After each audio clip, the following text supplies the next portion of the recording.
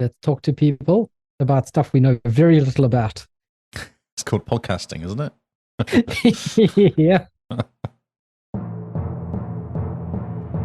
This is the Xbox Cast. Hello, everyone, and welcome to the only Xbox news podcast that you need to know about. We cover everything Xbox or everything that we care about, but we call this new news because it is the newest news that we could find fresh off the presses. I'm your host, Carl, joined by Lee, who does all the actual news searching, and we're here to hopefully make your day a little bit better, a little bit brighter, and a little bit more knowledgeable about the fancy world of Xbox that we live in. Mr. Lee, how's it going? Wow, that was a long sentence of words. There was a lot of words, but there's something I've picked up listening to a lot of podcasts recently, is that every time you listen to a podcast, even if it's the 497th episode, they always introduce the podcast as if you've never heard it before. Yeah, got to, because it might be a new person. It might be a new person. So I You thought, can't hey, assume. Yeah, good. no, that's great. For our 330,000th episode or something, let's introduce it again so that people are aware of what we do. Yeah, no, it's great. It's just unusual for you, so this is good. Well, normally I try to put a joke in, but I haven't heard a podcast with a joke in the intro for a while, and I think maybe that's now out of style. Oh, No Agenda Show does. They always say something different each time. Start up. Yeah, But they're on episode 1500 now, so I think people have been watching them and listening to them for a while. Yeah, I mean, when you get to the 1,000th of episodes, then I think you're allowed some leeway of just, starting and just immediately. That's right. We've been here for a while now, guys. Yes. I mean, when we do the 1,000th new news episode, it'll literally go start, and then you'll just go, just and hit the news today. And the charts today are. They were do. I'll just immediately go. And you've been getting news this week. You've sent me 2 news stories this week. I know. I'm feeling very newsy this week. Very newsy, very unusual newsy for you. Well, I mean, I do what I can to make your job easier. That's right. Or to confuse also, me. if I find news that I can rant about, I'm like, this is good. Yeah, no, that's what I like too. What is this? So, what how you been? Craziness is this? All right, I've had the day of Forza Horizon 5 today. Did you get the expansion? Is that why? It's not come out yet. Oh, okay. It's out tomorrow. And I was like, actually, I might jump in. I haven't done all the Hot Wheels stuff. Yep. And I'd realised I haven't done much of the Hot Wheels stuff, so I did a whole bunch of Hot Wheels stuff today. Like, I really stopped. I must have done it for like 10 minutes and went, But today, I just went, it's Hot Wheels, yeah. But today I jumped in, did the finish off the chapter stories, and did a whole bunch of racing, did all the jumps, did all the speed traps, I've got 440 cars or something stupid now. That's a bit ridiculous. It is, yeah, because I went through a phase. I had like 6 million in the bank. I was like, oh, cool. So when you buy cars, you buy like a pack of Fords, and you get X amount of Fords, you get like a bonus. So I was trying to finish off the Fords and the Hondas and all that, and trying to finish all the packs to get the little bonuses at the end of it. Yep. And the bonuses are rubbish most of the time, but still feels good to go. I wonder what it is, because you don't know what it is until you actually complete the pack. Okay. Sounds interesting. Yeah, it's cool. It's fun. I haven't played Forza for ages, so yes, it was actually like a new game again, because I haven't played it for so long, so it's actually quite good just to jump in. So looking back, is it still a good Forza game? It's the same as 4. It's just Forza 4.5. That's all it is. Yeah, I suppose it's like DLC. So much they can do. It's DLC for Forza 4. Yeah, no, fair enough. But come to Saturday, the 1st of April, are you not going to be gamed out? Why? What's happening on the 1st of April? I'm glad you asked. Every April, we run an achievement challenge. Really? Yes, all the information, most of the information actually, is on our website. As much as information as we could squeeze in. Yes. So check it out at www.thexboxcast.co.nz and go to the April Achievement Challenge. It's in the top menu, and it'll tell you all about it, and even has a handy link to sign up, which is quite cool. We have 16 people this year that is going to compete. That's actually crazy. There you go. That's the website there. No, that's not the website. Nope, that's not the website.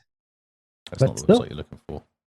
It's very cool. But still, in April, aren't you going to be gamed out after this week of just gaming, Forza-ing? I'm warming up. Yeah, I see. Getting your thumbs ready. Getting warmed up. Getting my thumbs all hardened up so they can handle the gaming. The hours and hours of terrible games. This is also the thing. So I've been playing Harry Potter, which was really good. Which has been amazing. It's been amazing. Yep. And then Forza, which has actually been better than I expected. So, Hmm. and then did a couple of games to review in between all this as well. So it's been nice. I've just been doing the games I want to play for now Mm-hmm. until I'm forced into the dross, So we have to play the terrible games the terrible games. Yes. for the easy gamer score. I have a bunch of games I started. Remember that one? It's a square and a circle and and it's called something about Thomas. Oh yeah, Thomas is Alone. Thomas. I never completed the game, Oh, it's such a good game. so I'm thinking I could complete that game because it's pretty straightforward. Yeah, And I'm definitely. at the end of all the achievements, and I think they get more points at the end. Ah, yes. I was Higher like, that could ratio. work. High ratio, yeah. So I was like, oh, I could get the post there. That would help out on my ratio, just to begin with, anyway, at least. Mm-hmm. Because I think it's going to go downhill from there. But Yeah. Yep. Yep. I'm just thinking about my ratio. I've got a plan to keep my ratio high. okay, We sure. wait and see. What We is it? wait. 1.1 last year, wasn't it, or something? 1.14 or something? Like it was Well, bad almost last a year. 1-to-1. It was almost 1-1. I might Almost. beat you, but it wasn't by much. No, it wasn't by much, but it was still good. It was still good. It was still good. Yes. I mean, I should have gotten a trophy for the lowest ratio. Yeah, actually, that's a wooden spoon almost. Yeah, just a wooden spoon, not even a real trophy. No, just a wooden spoon for bad gaming. Oh, that's amazing. Playing the worst games when award goes to Yep. Kyle. Award goes to Carl. Although Michael KV might have been challenging you for that actually. Yeah, I think this year he might be. But the thing is, they make more baby games every year, but there's only so many baby games a year. So we kind of capped by the actual output of the I think industry. you'd be surprised how many baby games there are actually out there. You say that. Yeah, But- well, look at Charlotte. She went from 0 to 200,000 Yeah. in like 18 months or something. Yeah. Yeah. That's possible. That's really Well, possible. Really We possible. wait and see. We wait and see what the challenge is like. I did the calc last year, and I reckon I could easily hit 100k last month. Easily hit 100k last month.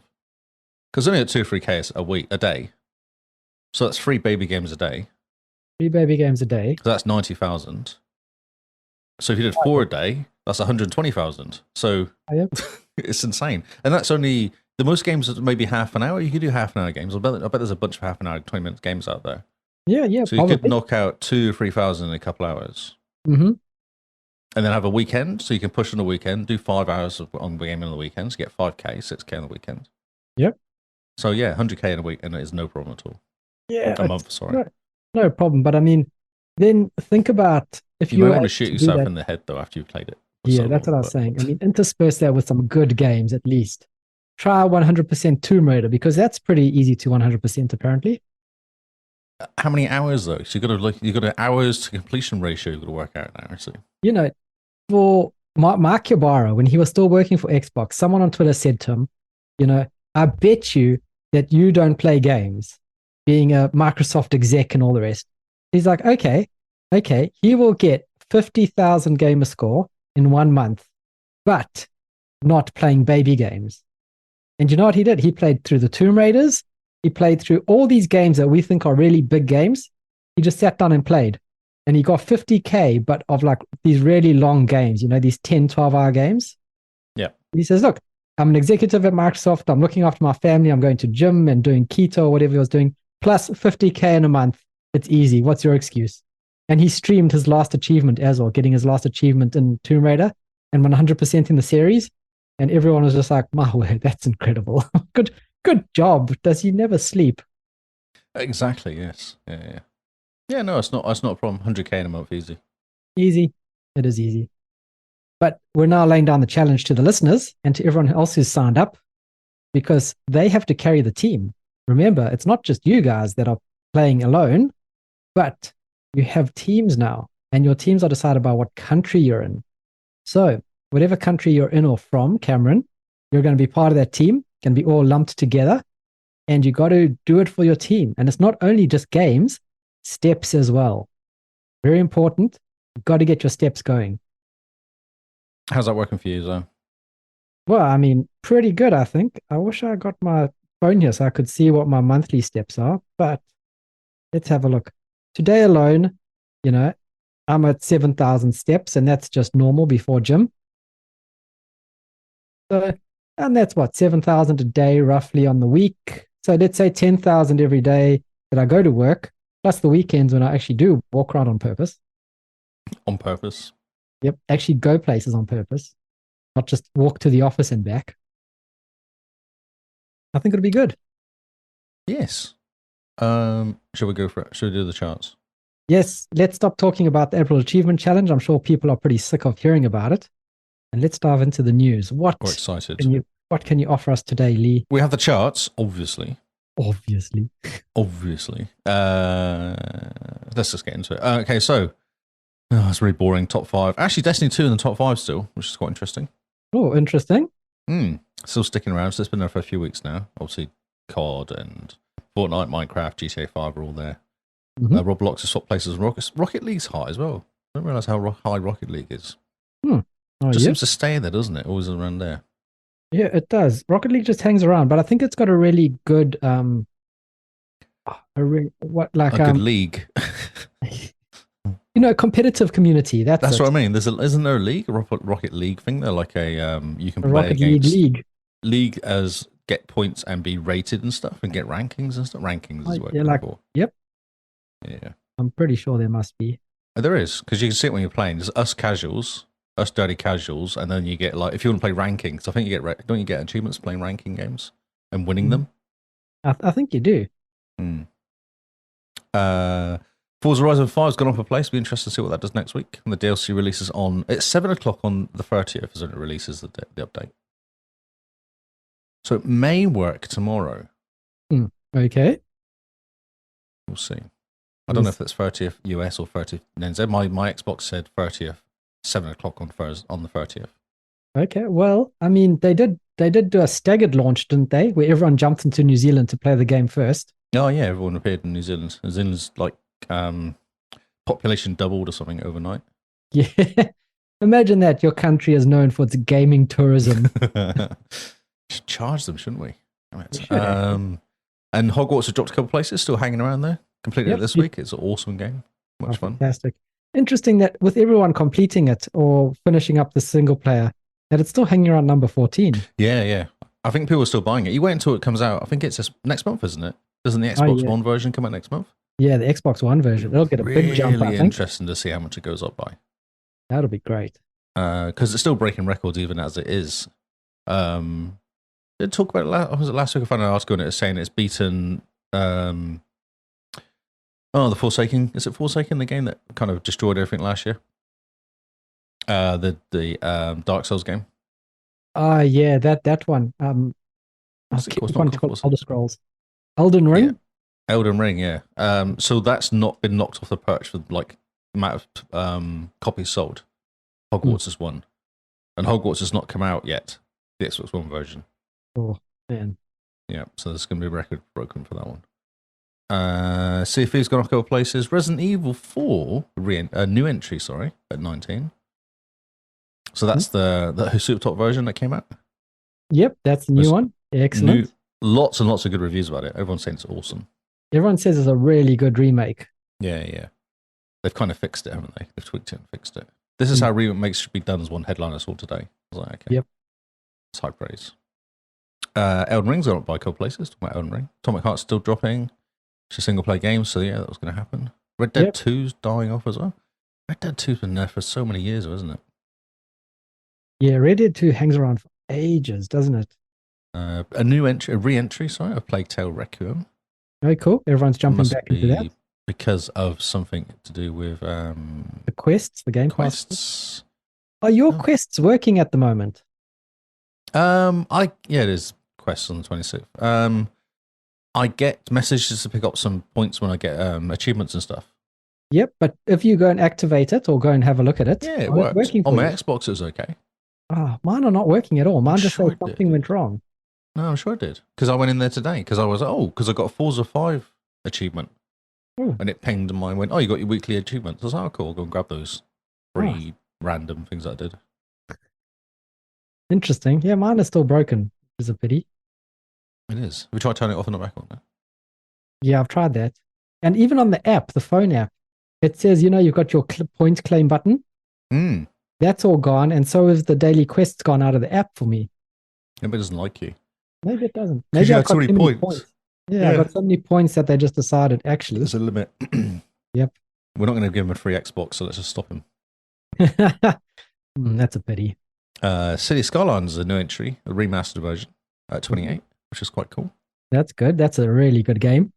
Yeah. Far Cry 5 has gone up from 40th to 32nd. Nice. Because I had that update last week. Update, and the update came with free play days. Oh, is that right? So that's probably what helped bump it up as well.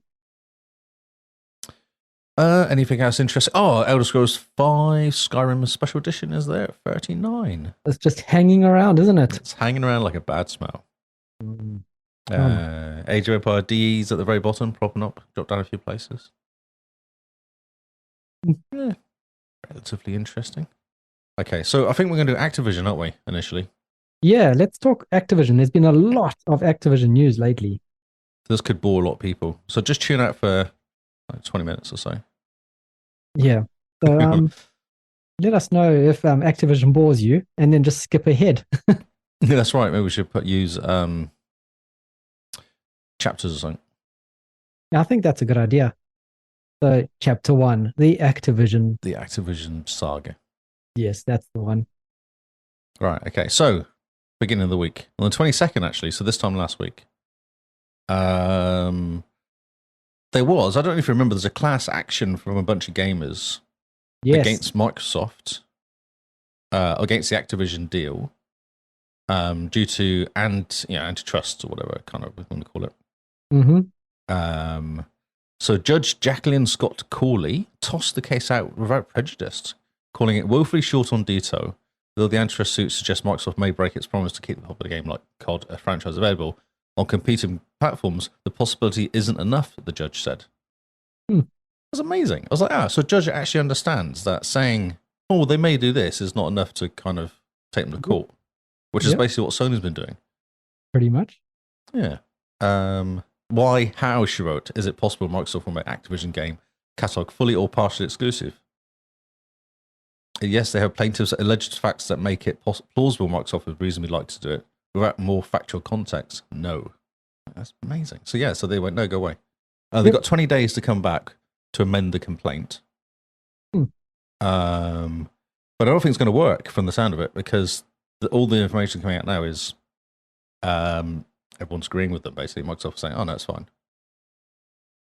Everyone's agreeing with Microsoft and letting them do stuff because they signed up 10-year deals and all that, haven't they? So, Yep. Setting up all those 10-year deals. Yeah. It's pretty interesting because some of the guys that they've been pinning these deals with, like the cloud guys, I put them in inverted commas, I've never heard of before. No, there's a random, was it Chinese or I can't remember the name of it now, but there was a random company I'd never heard of and they got a 10-year deal to do COD. Yeah. How odd. It does say, Corley acknowledged in a 12-page opinion that Microsoft appears to have previously broken pledges about keeping newly acquired content on rival gameplay and distribution platforms, such as Sony PlayStation. She cited the tech giant's 2020 acquisition and another game publisher, ZeniMax Media, yeah. But I don't know, did they actually promise that, though? I don't remember them ever promising that they weren't going to put... Because Starfield, everyone's complaining about Starfield, aren't they? Yeah, but Starfield wasn't announced for any platforms. No. So I don't think they promised to put... I don't know, maybe I wasn't paying attention, but I don't recall them ever promising that. No, I don't think they did. And also, Redfall and Starfield, they weren't announced when Microsoft bought them. No, they were in June last year, weren't they? Yeah. Well, Redfall was. It's not like they're being taken away. The judge also rejected part of the case on the other grounds, saying the gamers lacked standing to claim the merger would have an anti-competitive impact in the labour market for video game developers. Good. So someone actually understands what's going on and understands that these are just butthurt people crying about things. It's PlayStation people. Come on, let's not beat around the bush. Okay, so that's the first story, which I thought was cool. So actually, sensible person. Good job, Judge Jacqueline. You did well. Yeah, good job. Good job, Will. High five. So this was funny. So this came out, what day was this one out? I think this was like 2 days later or something. The gaming Gaming the FTC. Japan colludes with the antitrust regulators against the MSFT. So what's happening is now everyone's going to Japan and saying, hey, the JFTC, the Japanese Fair Trade Commission, has been turning a blind eye to Sony's violations of Japanese antitrust laws. An aggressive effort to stifle competition with its main competitor in the market, Microsoft, and its Xbox console subscription. What annoys me about this is I never talk about Nintendo. Ever talk about Nintendo. No, never. Nintendo just seems to get a pass no matter what they're doing. I don't understand why. So weird. So Japan controls 95%. Sony controls 95% of the Japanese market. What they say is high-end consoles. So they're not classing Switch as a high-end console. That's their get out, isn't it? Yeah, but that's still a bit weird because, I mean, the Switch is still a console. So, it may not be high-end, but it is still competing. It's got an OLED screen and can play high-end games like COD. So, it is high-end, really. Yeah. Well, it's going to play games like COD. I don't think it has COD at the moment. Well, it has played games like COD. Does play games like COD, doesn't it? It has got games that will kind of stand up quite well. It's got Red Dead, isn't it? Stuff like that, isn't it? I don't think it's got Red Dead. I know it's got the new Pokemon, which is struggling on the hardware. Oh, God. Okay.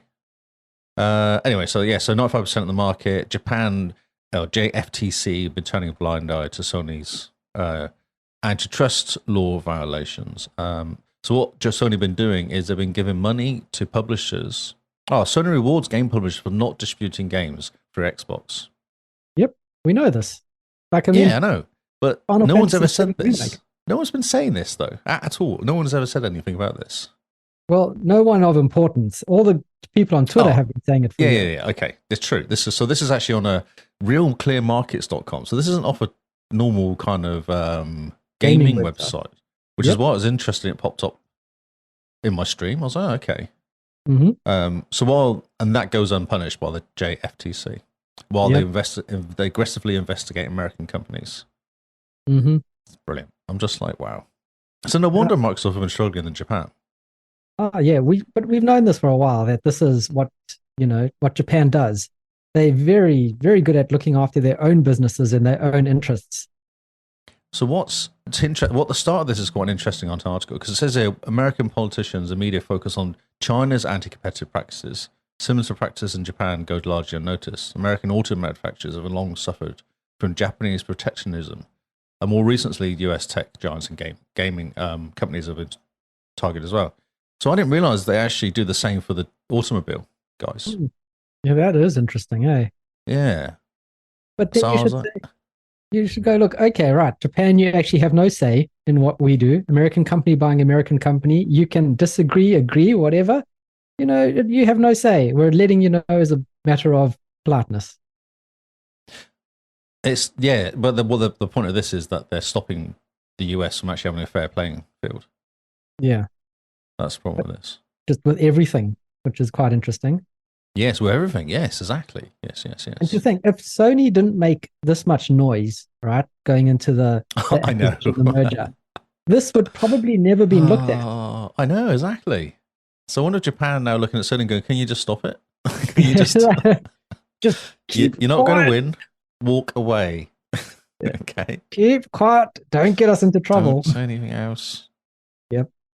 FTC, the ledger of the deal will increase Microsoft with considerable power, which we know is bullshit because it basically says here, never mind Sony's PlayStation controls 70% of the worldwide market and 60% of the American gaming market of high-end gaming consoles, basically Xbox and Sony or PlayStation. Yeah. Which is odd that that's all they think about, eh? Yeah. So this story came out and I was like, this is amazing. I saw this pop up and I was like chuckling to myself reading this going, okay. Mm-hmm. And then we have another one coming up as well, which is even better.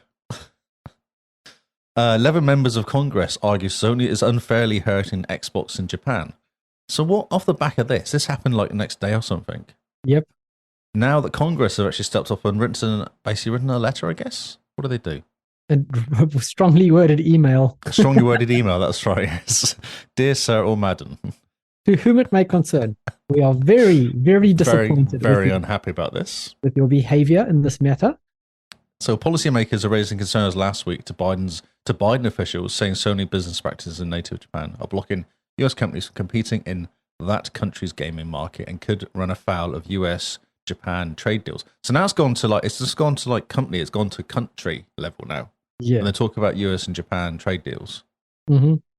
Unexpected pressure became public on Thursday when Senator Marie Cantwell pressed US Trade Representative Catherine Tai on it during a trade hearing.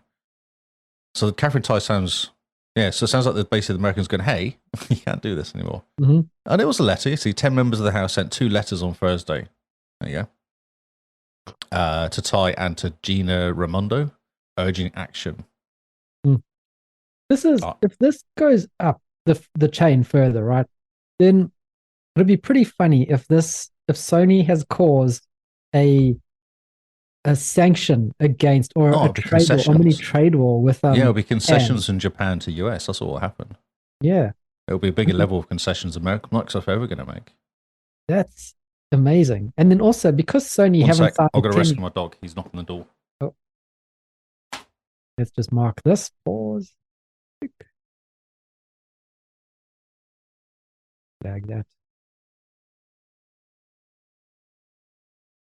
What do you guys in chat think while Lee's disappeared? And just remind Lee that he needs to cut this out when he does edit the podcast again. Okay, right, guys, he's back. We can stop talking about him. Hello.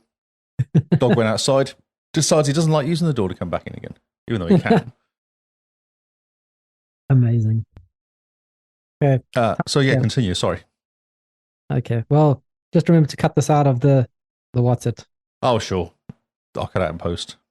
But I was saying that it would be incredible if this deal and Sony's whinging has caused a minor trade war between the US and Japan, where Japan has to start, allowing certain concessions to American companies in order to continue to trade with the US.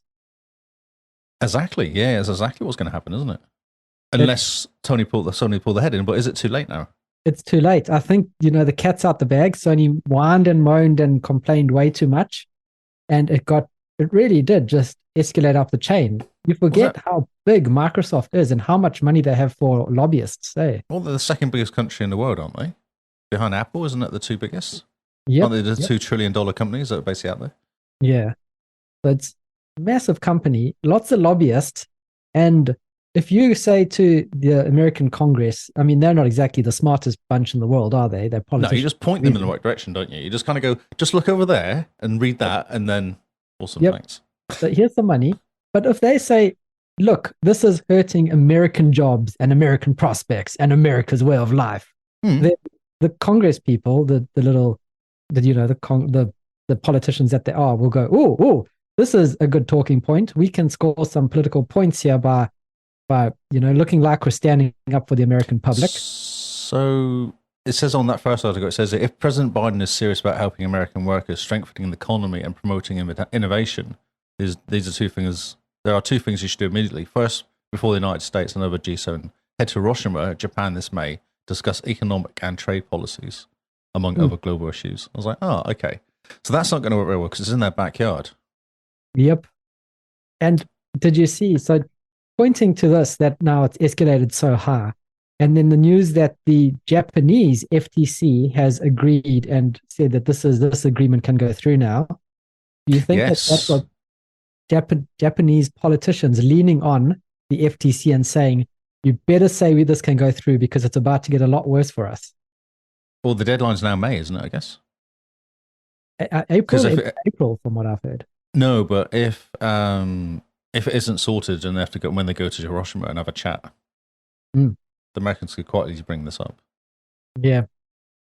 Imagine that. Imagine you are the president of Sony and you realize that your company has caused this a shift in the world's economic trade policies just because you were like, but my Call of Duty. Because how big's the Japanese car market?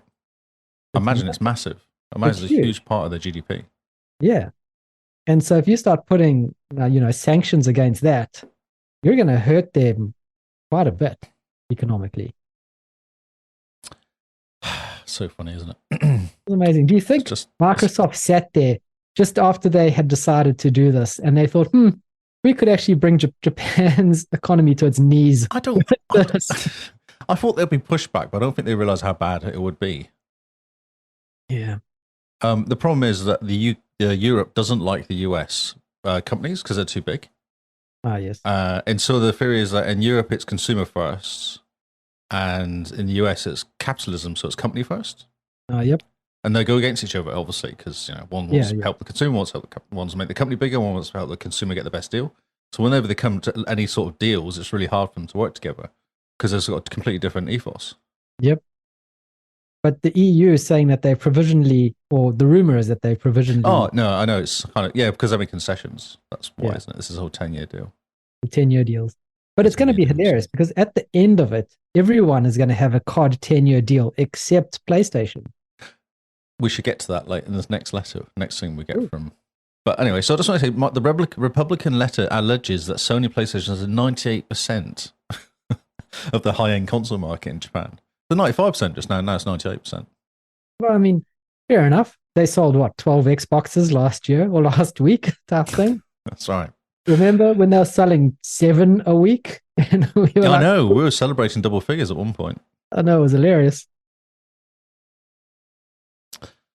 Yeah, so in between the line, here it goes. So Article 8 of the 2009 US-Japan Digital Trade Agreement calls for the countries to enable non-discriminatory treatment of digital products, which should include games. It doesn't say if it's game consoles as well, but it does say games. This is interesting. And again, this is off Axios. Like, I don't know who these guys are. Doesn't feel like it's it's a technology section, but... Yeah, but they're not, big gaming publications. No. So the fact that this is making it into mainstream is... Yeah. I don't think Sony realized how much of a world of pain that they are going to get themselves into by this. It's because what they're saying is what they do. Yeah, exactly. But they should have... That's a problem. Oh, here's the They letter. should have just shut up and just signed the 10-year deal for COD and said, yes, sir, thanks, sir. 3 bags full, sir. But here's the actual letter. Oh, that's exciting. Are you going to read it for us or just give us the notes? I didn't realize I kept going down. I was like, the actual letters are sent here as well. Dear Ambassador Tai and Secretary Raimondo, we count on the US of offers trade rips. Yeah, I can't do that. It's a long letter. It is, and full of legalese as well. Yeah. There's lots of words. Yeah, it does say the imbalance. We'd like to bring your attention to the imbalance of Japanese video game market, which we are concerned may be a result of discriminatory trade practices that could violate the spirit of the US-Japan Digital Trade Agreement. We also would like to focus on the issues of the Biden administration continues to negotiate the Indo-Pacific and economic framework. There's lots of words in here. There is lots of words. Yeah. But Japan allows gaming companies. This is actually quite good. So JAM allows foreign game companies to sell in this market, but US companies have never gained a foothold.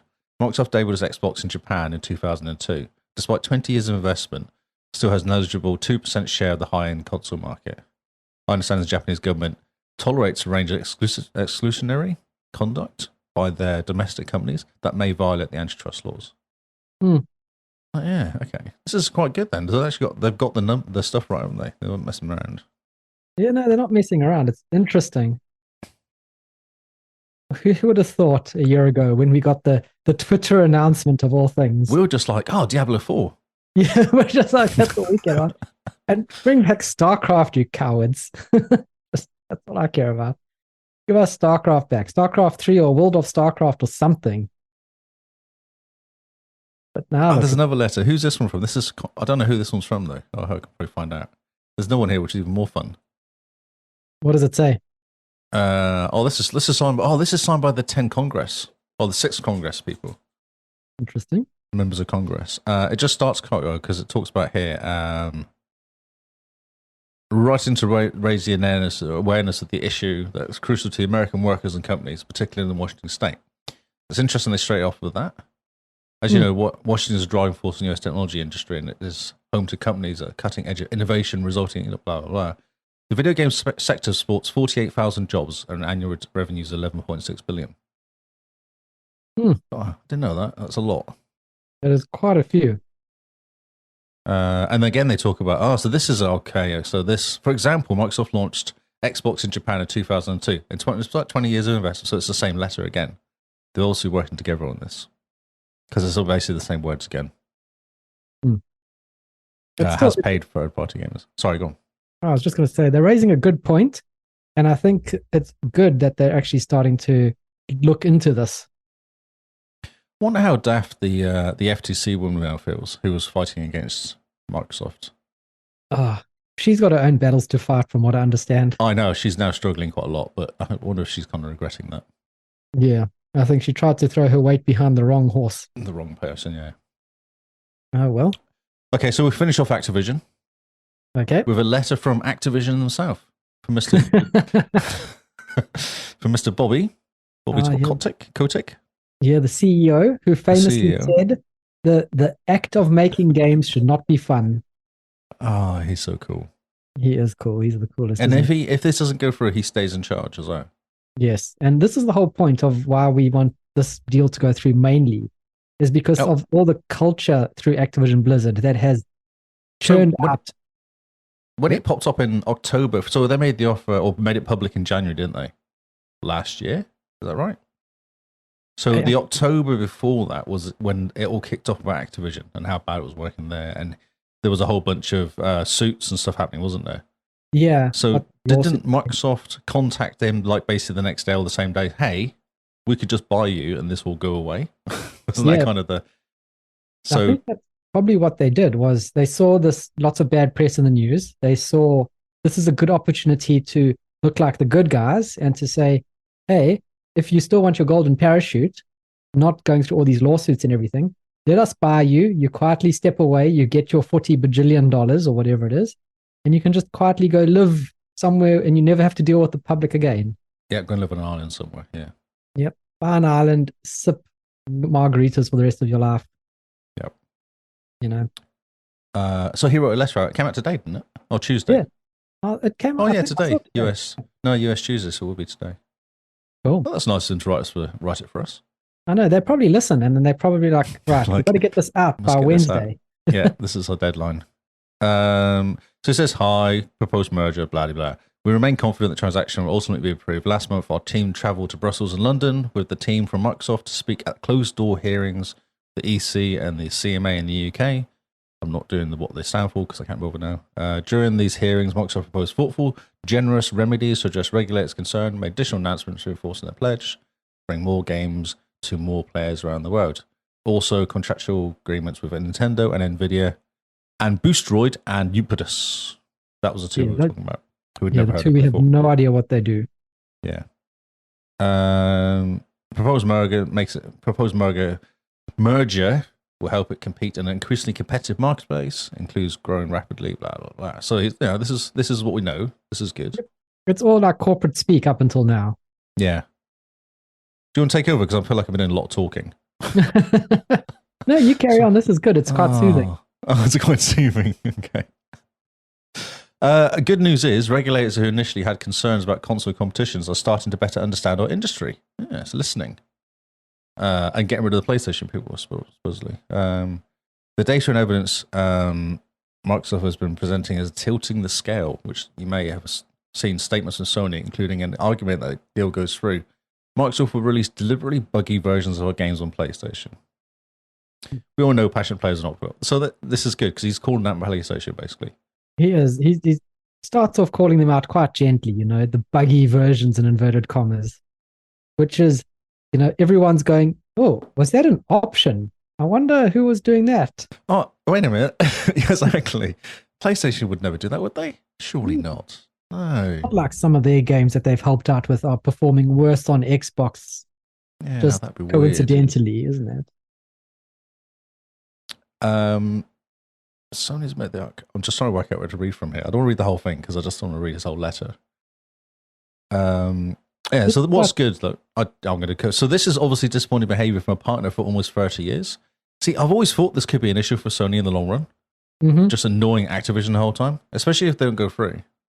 Because why would Activision deal with Sony after it doesn't go free? What would make them? Yeah, I mean, if Sony cause it to not go through because they're such a stick in the mud, then their relationship with Activision-Blizzard is irreversibly It's tainted done, isn't it? It's done, forever. surely. They can never get that goodwill back again.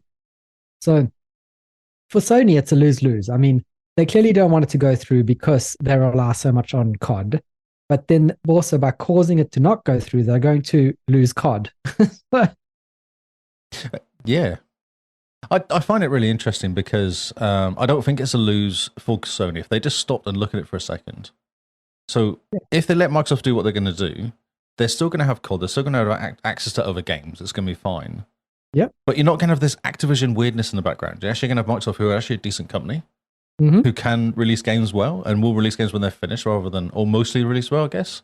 A lot of Forza games are really good when they come out. They're very rarely buggy, are they? I mean, and the last thing about Microsoft is that they're letting their studios have time to release games. But also be themselves as well, not like take over. Yeah. So it'll be interesting. It remains interesting, actually.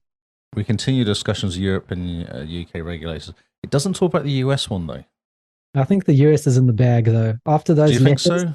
Okay. After those letters and after all the trouble the FTC is going through or whatever it is, the US is done. They're quite behind closed doors. They've said, look, we've made our point. We've come up and we've gone rah, rah, rah. Now we're just gonna let it go through. Yeah.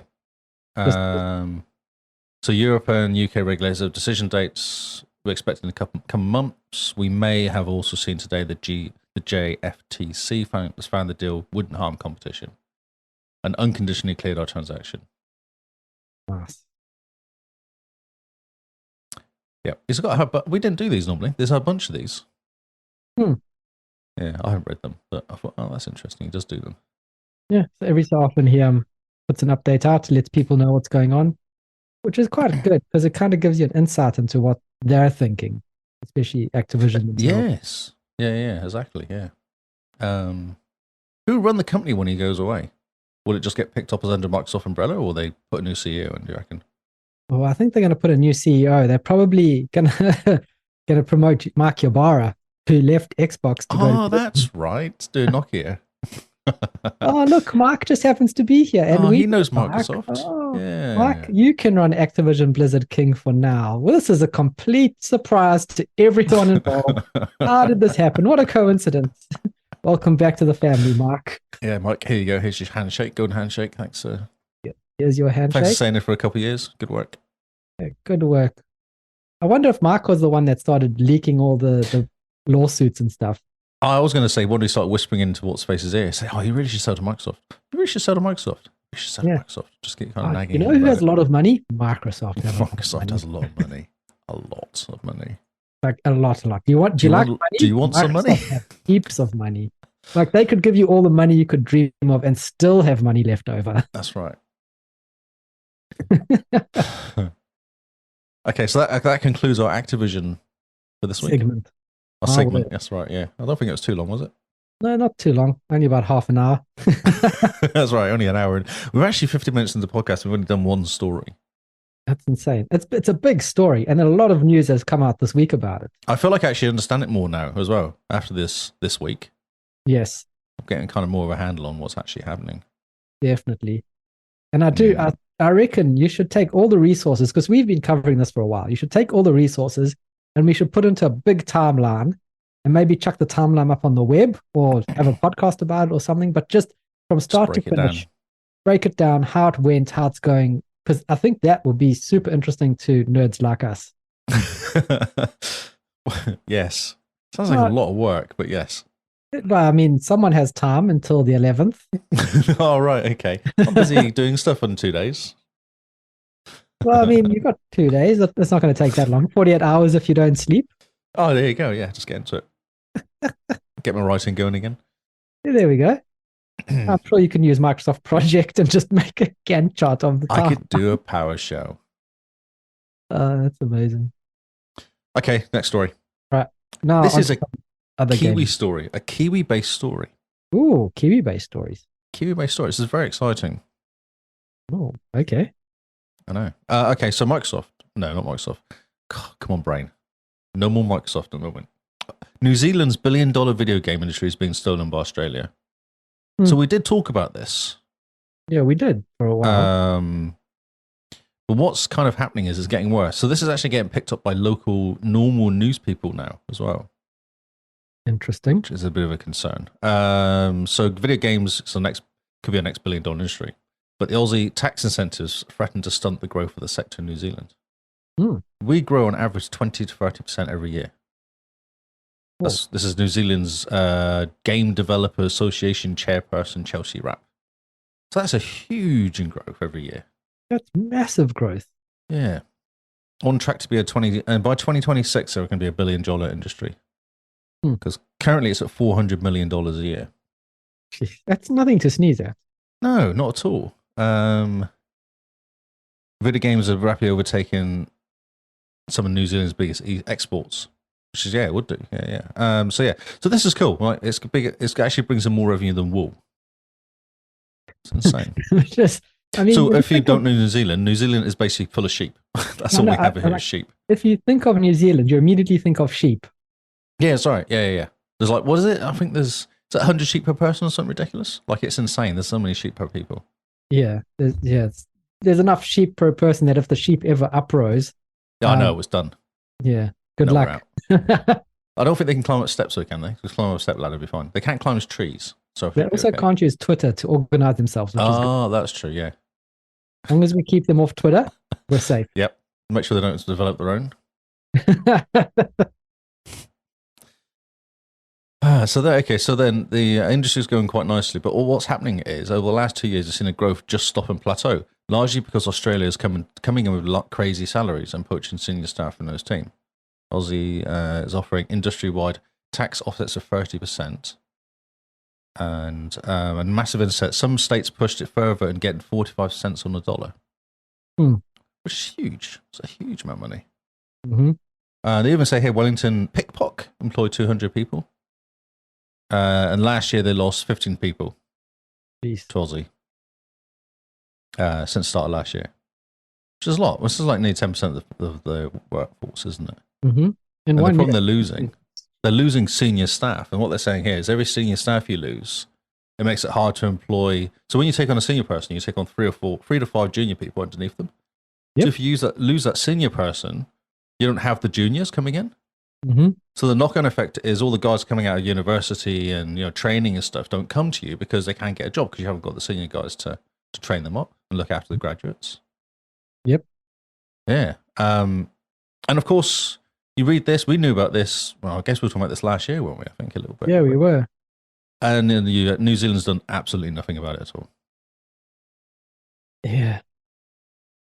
And I mean, it's not just, everyone's looking at it from one perspective, right? These guys they get better tax incentives, there's higher salaries, cost of living in Australia is a bit cheaper. It's all of those combined that convince people to up and move out of New Zealand. So it's not just, we got to invest more in the gaming sector.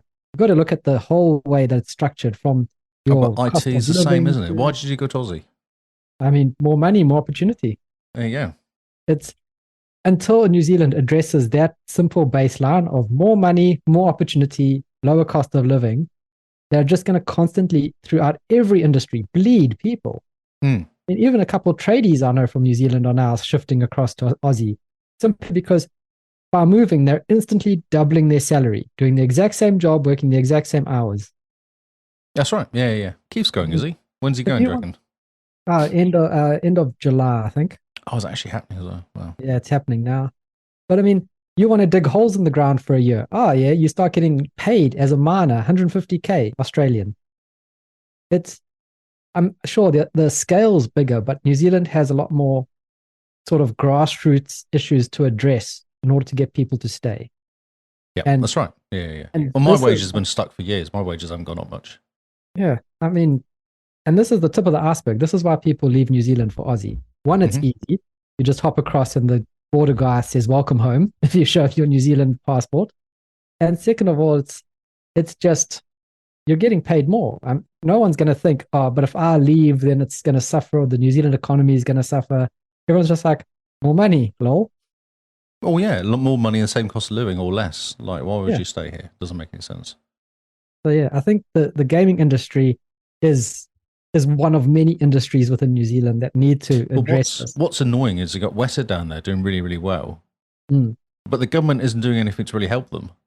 No, the government only gives like tax incentives to American companies to come American and companies Weta. to do Weta stuff, or to do Lord of the Rings movie. Got loads, like the insane amount of tax incentives when Lord of the Rings came here 20 years ago. Yeah. And then they came again to do the TV series, and it seems that the tax incentives weren't as good, so they decided to go to Ireland or something. Yeah. Just but it's American companies that hire Weta to do a part of the job.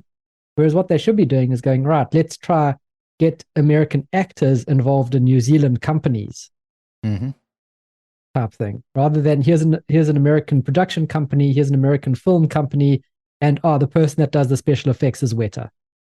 Yeah, that's right. Yeah, it's just a contractor. Yeah, it's one part of the puzzle, and yeah, you're not going to get much kickbacks from that. They're supposed to be building a film studio in Hastings, which is my local town. Yeah, I know. That'll be interesting. Are you going to be an extra on what's that? Yes. I don't. What was it? What's that stupid hospital program called? Yeah, the hospital one. What is it? I have no idea. Coronation Shortland Street. Shortland Street. Yeah. Are you going to be an extra on Shortland Street? Yes. Nice. We can't wait. Yes. I'll be like a terrorist or something. It'll be amazing. I'll blow the place up. Or just pretend to wait at an elevator for 7 hours in a day. Okay, so we've actually got what's interesting. I think this is pretty much the same story, but it's News Hub again, and it came out today. Yeah, it was today. Mm-hmm. But it's actually funny because New Zealand Gaming Innovation Display at GDC 2023, but at great risk of being poached by Aussie. Same one. What I found about this was it's actually on normal TV. Huh. So this was like BBC. I don't know. I guess it's like TV One or something. Yeah. So this has gone from like, I read an article, I was like, oh, that's interesting, an article. And then it goes on the TV and they start talking about it. Hmm. And they're saying due to lack of support in New Zealand, some may not come back only to pack their bags again. So what they're saying here is people go to GDC in San Francisco and don't come back. They just go out there and go, oh, you can get a job. Yeah, pretty much. I mean, this is how networking is done, right? You go off to That's correct. Yeah. a conference and someone's like, I like the look of your game. And you go, really? And they go, oh, we're going to pay you to move over here and buy your company. Yep. Come over here, but develop it here. We'll publish it for you. Yep. And we'll give you lots of money. Easy. It does say 350,000, a million. Global gaming revenue is over 350 billion annually. That's the revenue for global gaming. Yes. Bigger than music and movies combined. It's ridiculous, when you think about it. Yeah. But I mean, here, there's an interesting line in this report here saying that New Zealand's game industry doubled its revenue in 2022, generating $407 million, outcompeting Australia's $303 million. Yep. So New Zealand is punching way above its weight. Yeah. That's right. So that's why the Aussies are going, oh, we'd like some of that. Yeah. We will just pay you to move over. Just more money. And then now that money goes to Australia. Look at that. So other countries this is what I was saying. Other countries got into this game early. Finland, a nation the similar size to New Zealand, has invested in gaming for decades. The sector is now worth $5 billion. That is a ridiculous amount of money. It is. But that's what you do. But look at Israel. Is Israel the same?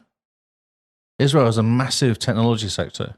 Yeah, because a lot of games programs come from there. And Intel is all their fabs. Most of their fabs are based in Israel. All their R&D fabs. And there's tons of startups there as well. Like they really encourage startups in Israel. Yeah, you got it. Really, the country has to stop and look at it and go, right, we need to generate income. Where is the next big sector? They need to stop looking at technology. Like they need to looking at milk and sheep and cows and whatever. They need to look at other stuff. That's the problem. Yeah, I mean, you've got so much land, you can only have so many cows and sheep and milk and all the rest. Whereas digital... But also, with gaming, you're not relying on the other markets. Like with milk, I know that, was it Fonterra get affected all the time because Japan decide they're not going to buy any milk or something, or China decide, and then you're done. Like you got or they control the price of cheese coming around the country or something. It destroys all their profit for the year. Whereas a game. Like you make it and it costs whatever it costs. Yep, and you put it out. No one can say, no, we're not going to have it. You're like, well, that's fine because there's a whole 4 billion, 4 billion gamers out there or something to pick on? Like it's a massive market. Yeah, it's huge. Yeah. Yeah. TV free it was, actually. I don't watch TV, so I don't really know, but I did think it was funny it was on TV. I'm just impressed. I'm seeing old Sam Hayes again. Oh, you like your redheads, do you? Oh, from Dancing with the Stars. She was great. She was so nice. I can put it back on screen again for you if you want. I can just play. I'll just play the whole video just so you can watch her for a bit, talking away. Sam Hayes was great. That's so funny. I think she was on the same season as David Seymour. I don't. I'm so sad for you. Dancing with the Stars was great. No. You're just jealous. This has been a very serious podcast so far. I know. We've covered lots of interesting stuff. It's only on the second news story. Only on the second news story. Although that's actually 6 news stories I've covered in 2. Yeah, fair enough. Did some merging. Okay, so let's go back to gaming. Okay. So everyone can wake up now. So, this is that thing. Remember I said to you, so 25% of players have beaten, only 25% of players have beaten Hogwarts Legacy. I found this really interesting, so they do say about how concurrent users have dropped off, which is fine because it's a single-player game that's also been completed. Went from 880,000 concurrent down to 75,000. But, that's okay. But this is something interesting. So Skyrim and Witcher 3, both, so it's 23.7 have earned past the trial, which is free, and 31.5 have earned Dragon Slayer achievements. So that's the final 2 achievements for completing the game. But I was quite interesting because I thought Hogwarts was not that hard, really. Yeah. Or maybe it's a size of game thing rather than difficult. Because I find like Witcher 3 is a really hard game. There's a lot to that game. And Skyrim's the same, isn't it? Skyrim's a massive game, isn't it? To get to the end. Yeah, but Skyrim allows you to kind of mainline it quite easily. Oh, it does. Oh, okay. Oh, so that's why it's 31%. So this is Red Dead 2, 22%. I've got to the end. Star Wars Jedi Fallen Orders, 30%. Mass Effect's 33%. Yeah. I was like, and Elden Ring's 26.6%. So this is normal for a single player game. So it is. No, I just find it really interesting. I didn't realize only like a quarter of people finish games like this. That's what I find interesting. It's all very, very similar numbers. I wonder if it's basically the same sort of people that finish these games. And that's why the numbers are all kind of the same. It's going to be a certain type of person who can finish a 50, 70 hour game, and B, can or wants to stick with a game for 50, 70 plus hours. Yes. I guess Mass Effect's probably the shortest out of those, isn't it? It's only a 25-hour game, I think, Mass Effect. Yeah, 25 hours for each game. So you're looking at, a 50, 75-hour game in total for all 3? Yeah. But still, if you have a look at like those circles that intersect. Circles that intersect. Yeah, you've got a very small group of people that actually overlap and that want to play a 75-hour game, can play a 75-hour game, and will finish a 75-hour game. And actually can be bothered to go far enough to get to the final boss. And the final boss guy is always a pain in the backside. Yeah. So it's a very, like you say, it's probably a quarter of all gamers that match all of those kind of criteria to do it. Because if you dropped it down to a shorter game, for instance, so like let's compare 10-hour games, BioShock Infinite and Atomic Heart, and those type of games that are 10 to 15 hours. Anything under 20 hours, you'll probably find the completion ratio is probably around 50%, probably a whole lot higher because it's a shorter time investment. Is Atomic Heart a 10-hour game? Oh, a 10, 12-hour game, I think. That doesn't look the right game. Well, that's weird. Something's broken on Atomic Heart. What's the wrong game? So yeah, I was going to bring it up in 2 achievements. Oh yeah. But I can't. Yeah. But as soon as you start getting down in the hours and you start getting more to like say the 30, 20-hour games, I bet you that ratio goes higher. If you get down to the 10-hour games, it goes higher. Yeah, but Elden Ring's a reasonably difficult game. Like, I don't know if I could be able to play it. So, but it's still 25%, or 25 to 30%. It's still got the similar sort of numbers. That was what I found was interesting, was that it's still the similar sort of numbers, even though it's a way more difficult game. Mm-hmm. So yeah, I think it's probably only 25% of gamers are the people that want to finish games. Of whatever genre it is, yeah. Yeah. Yes. I thought it was quite cool. It's nice to see numbers like that, which is pretty good. Yeah. Because you don't really think about it until you see it, you go, oh yeah, that's actually quite interesting. Yeah.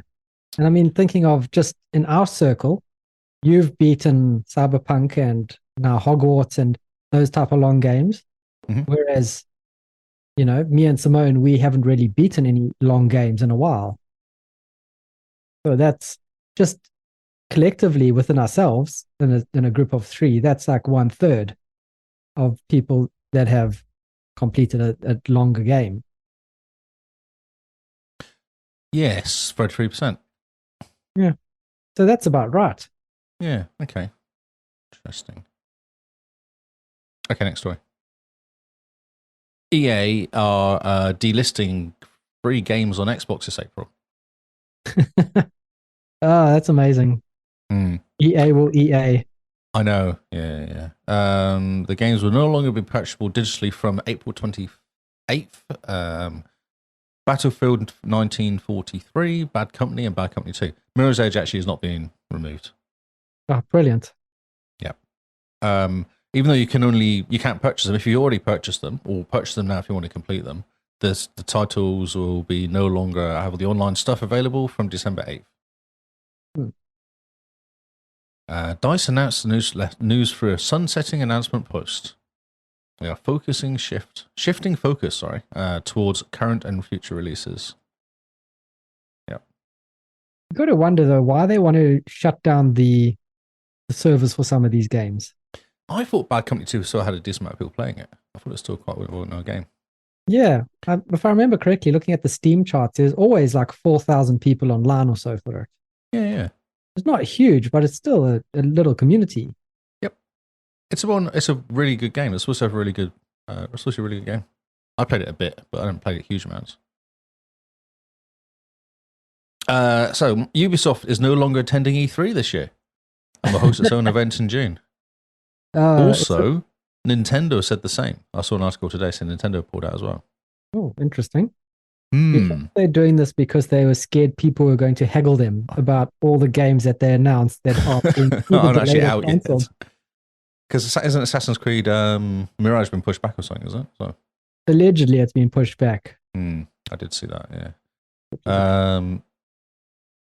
No, but what's even more interesting that now E3 are kind of, I think they're flapping around a bit now because there isn't really anybody going to E3. Any big companies? No, Microsoft's not going. Microsoft's Nintendo, not, Ubisoft. PlayStation's not there. Yeah, Sony's not there. It's going to be, EA, maybe? I haven't heard about EA yet, but... the next headline will be EA announces E3 closure or something. EA are pulling the servers from E3 because of low attendance. Because no one's turning up, yeah. So what is it supposed to be? They're doing, so Ubisoft are doing a Forward Live event on 12th of June. I feel like they did this last year. Didn't they? Yeah, okay. I recognise the name. It was a weird name. That's why it stuck out. Ubisoft Forward Live. Doesn't really make any sense. It doesn't exactly roll off the tongue, does it? It's like a weird Japanese or Chinese translation, isn't it? That's gone wrong. You get these literal translations that just don't seem right. Maybe it sounds better in French. Maybe yes. Because Montreal, yeah. Yeah. Yes. So in French, it's probably rolls off the tongue. It sounds fantastic. It sounds like croissant. And people are like, oh. And then they translate it into English and it just goes, gone. That's all really. Other than the fact that there's now word that E3 may not even go ahead. Poor E3. How far it's fallen. Yeah, I know. Yeah. It's a shame. But isn't E3 the idea that it's actually not just computer games? It's E3 is 3 different types of entertainment. Wasn't that the whole point of it? Like? Yeah, it's supposed to be electronic entertainment expo or something. Yes, that's right. Yeah. Oh dear, what a shame. What a shame. Almost one of these. Almost. I have to use one button a week. It's a law. It's the rules. I'm glad you used that button. You know it's true. Microsoft is making major improvements to subscription management on the Xbox. More control from your console. That's the headline. Oh, it's about time. It is about time, isn't it? Yeah. So basically, what's happening is now you can do subscription stuff on your Xbox. Whereas previously, you just can look at it and go, "Oh, it's running out," and then you have to go to your website and then do stuffs. Yeah. Seems a bit it's odd only Alpha that Ring. it's taken this long as well. Hey. Yeah, but it's Microsoft. Don't forget. Yeah, true. This includes changing your plan, your Game Pass plan, ability to turn on and off the recurring billing. For a while now, users have been forced to make certain changes while logging into the website with the account on the web browser. So there you go. Interesting. So by changing your Game Pass subscription, this sounds very much like they're getting ready for the family and friends here. It already pops up on mine. It always gives me the option to buy it. Why don't add 4 people to your subscription or something, or 4 friends on your subscription? That's what it says to me now. Oh, that's exciting. Do you go, yeah, I have 4 friends? It's $40 a month, though. That's ridiculous. I haven't got that many friends. Need more friends. You need more friends, guys. Like you heard it here first. That's right, yes. Okay, so GDC last week, we didn't talk about it at all. No. Did anything good come out of GDC? Because there is 2 stories I picked up from it. Actually, this week I've managed to put my stories together, which is quite unusual. Normally it's just all over the shop. Xbox exclusive wins GDC award following Microsoft Metacritic disqualification. This is really quite interesting. So it seems that because Microsoft only released 4 games last year, they were disqualified from So due to the fact that they launched less than 5 titles in 2022, they're disqualified from the publisher rankings this year. Okay. Because if you look at it, I think this actually gives you the list. Oh yeah, so here you go. Here's the top 10. It's got Sony, Paradox, Activision-Blizzard, Focus, Take-Two Interactive, Capcom, Sega, Annapurna, Humble Games, and Devolver Digital. Microsoft's not in there because they didn't release enough games last year. Interesting. Anywho, so what they did was, so amazing recognition they're getting of Pentiment won narrative-driven work of art. What did they win? Best narrative. Best narrative? Yeah, best narrative, yeah, that's right. For Pentiment. Nice. That's good. Cool. Yeah. So that's cool, even though they couldn't actually be a publisher, but yeah, beat out God of War Ragnarok. Did you see what won everything though? No, I didn't. Are you going to take us through the list? Because that'll be hilarious to see. Oh, let me see. I did find the list actually. Oh, where is it? Let me just look for it quick. Where is the list? It was a terrible list. I can imagine. I never thought of GDC as a place to rank games. Oh, this is going to take me around in the world of Xbox. I'm going to find GDC. What are they calling it? GDC rankings, I guess. GDC rankings. Let's all Google together. No. It's not going to give me it.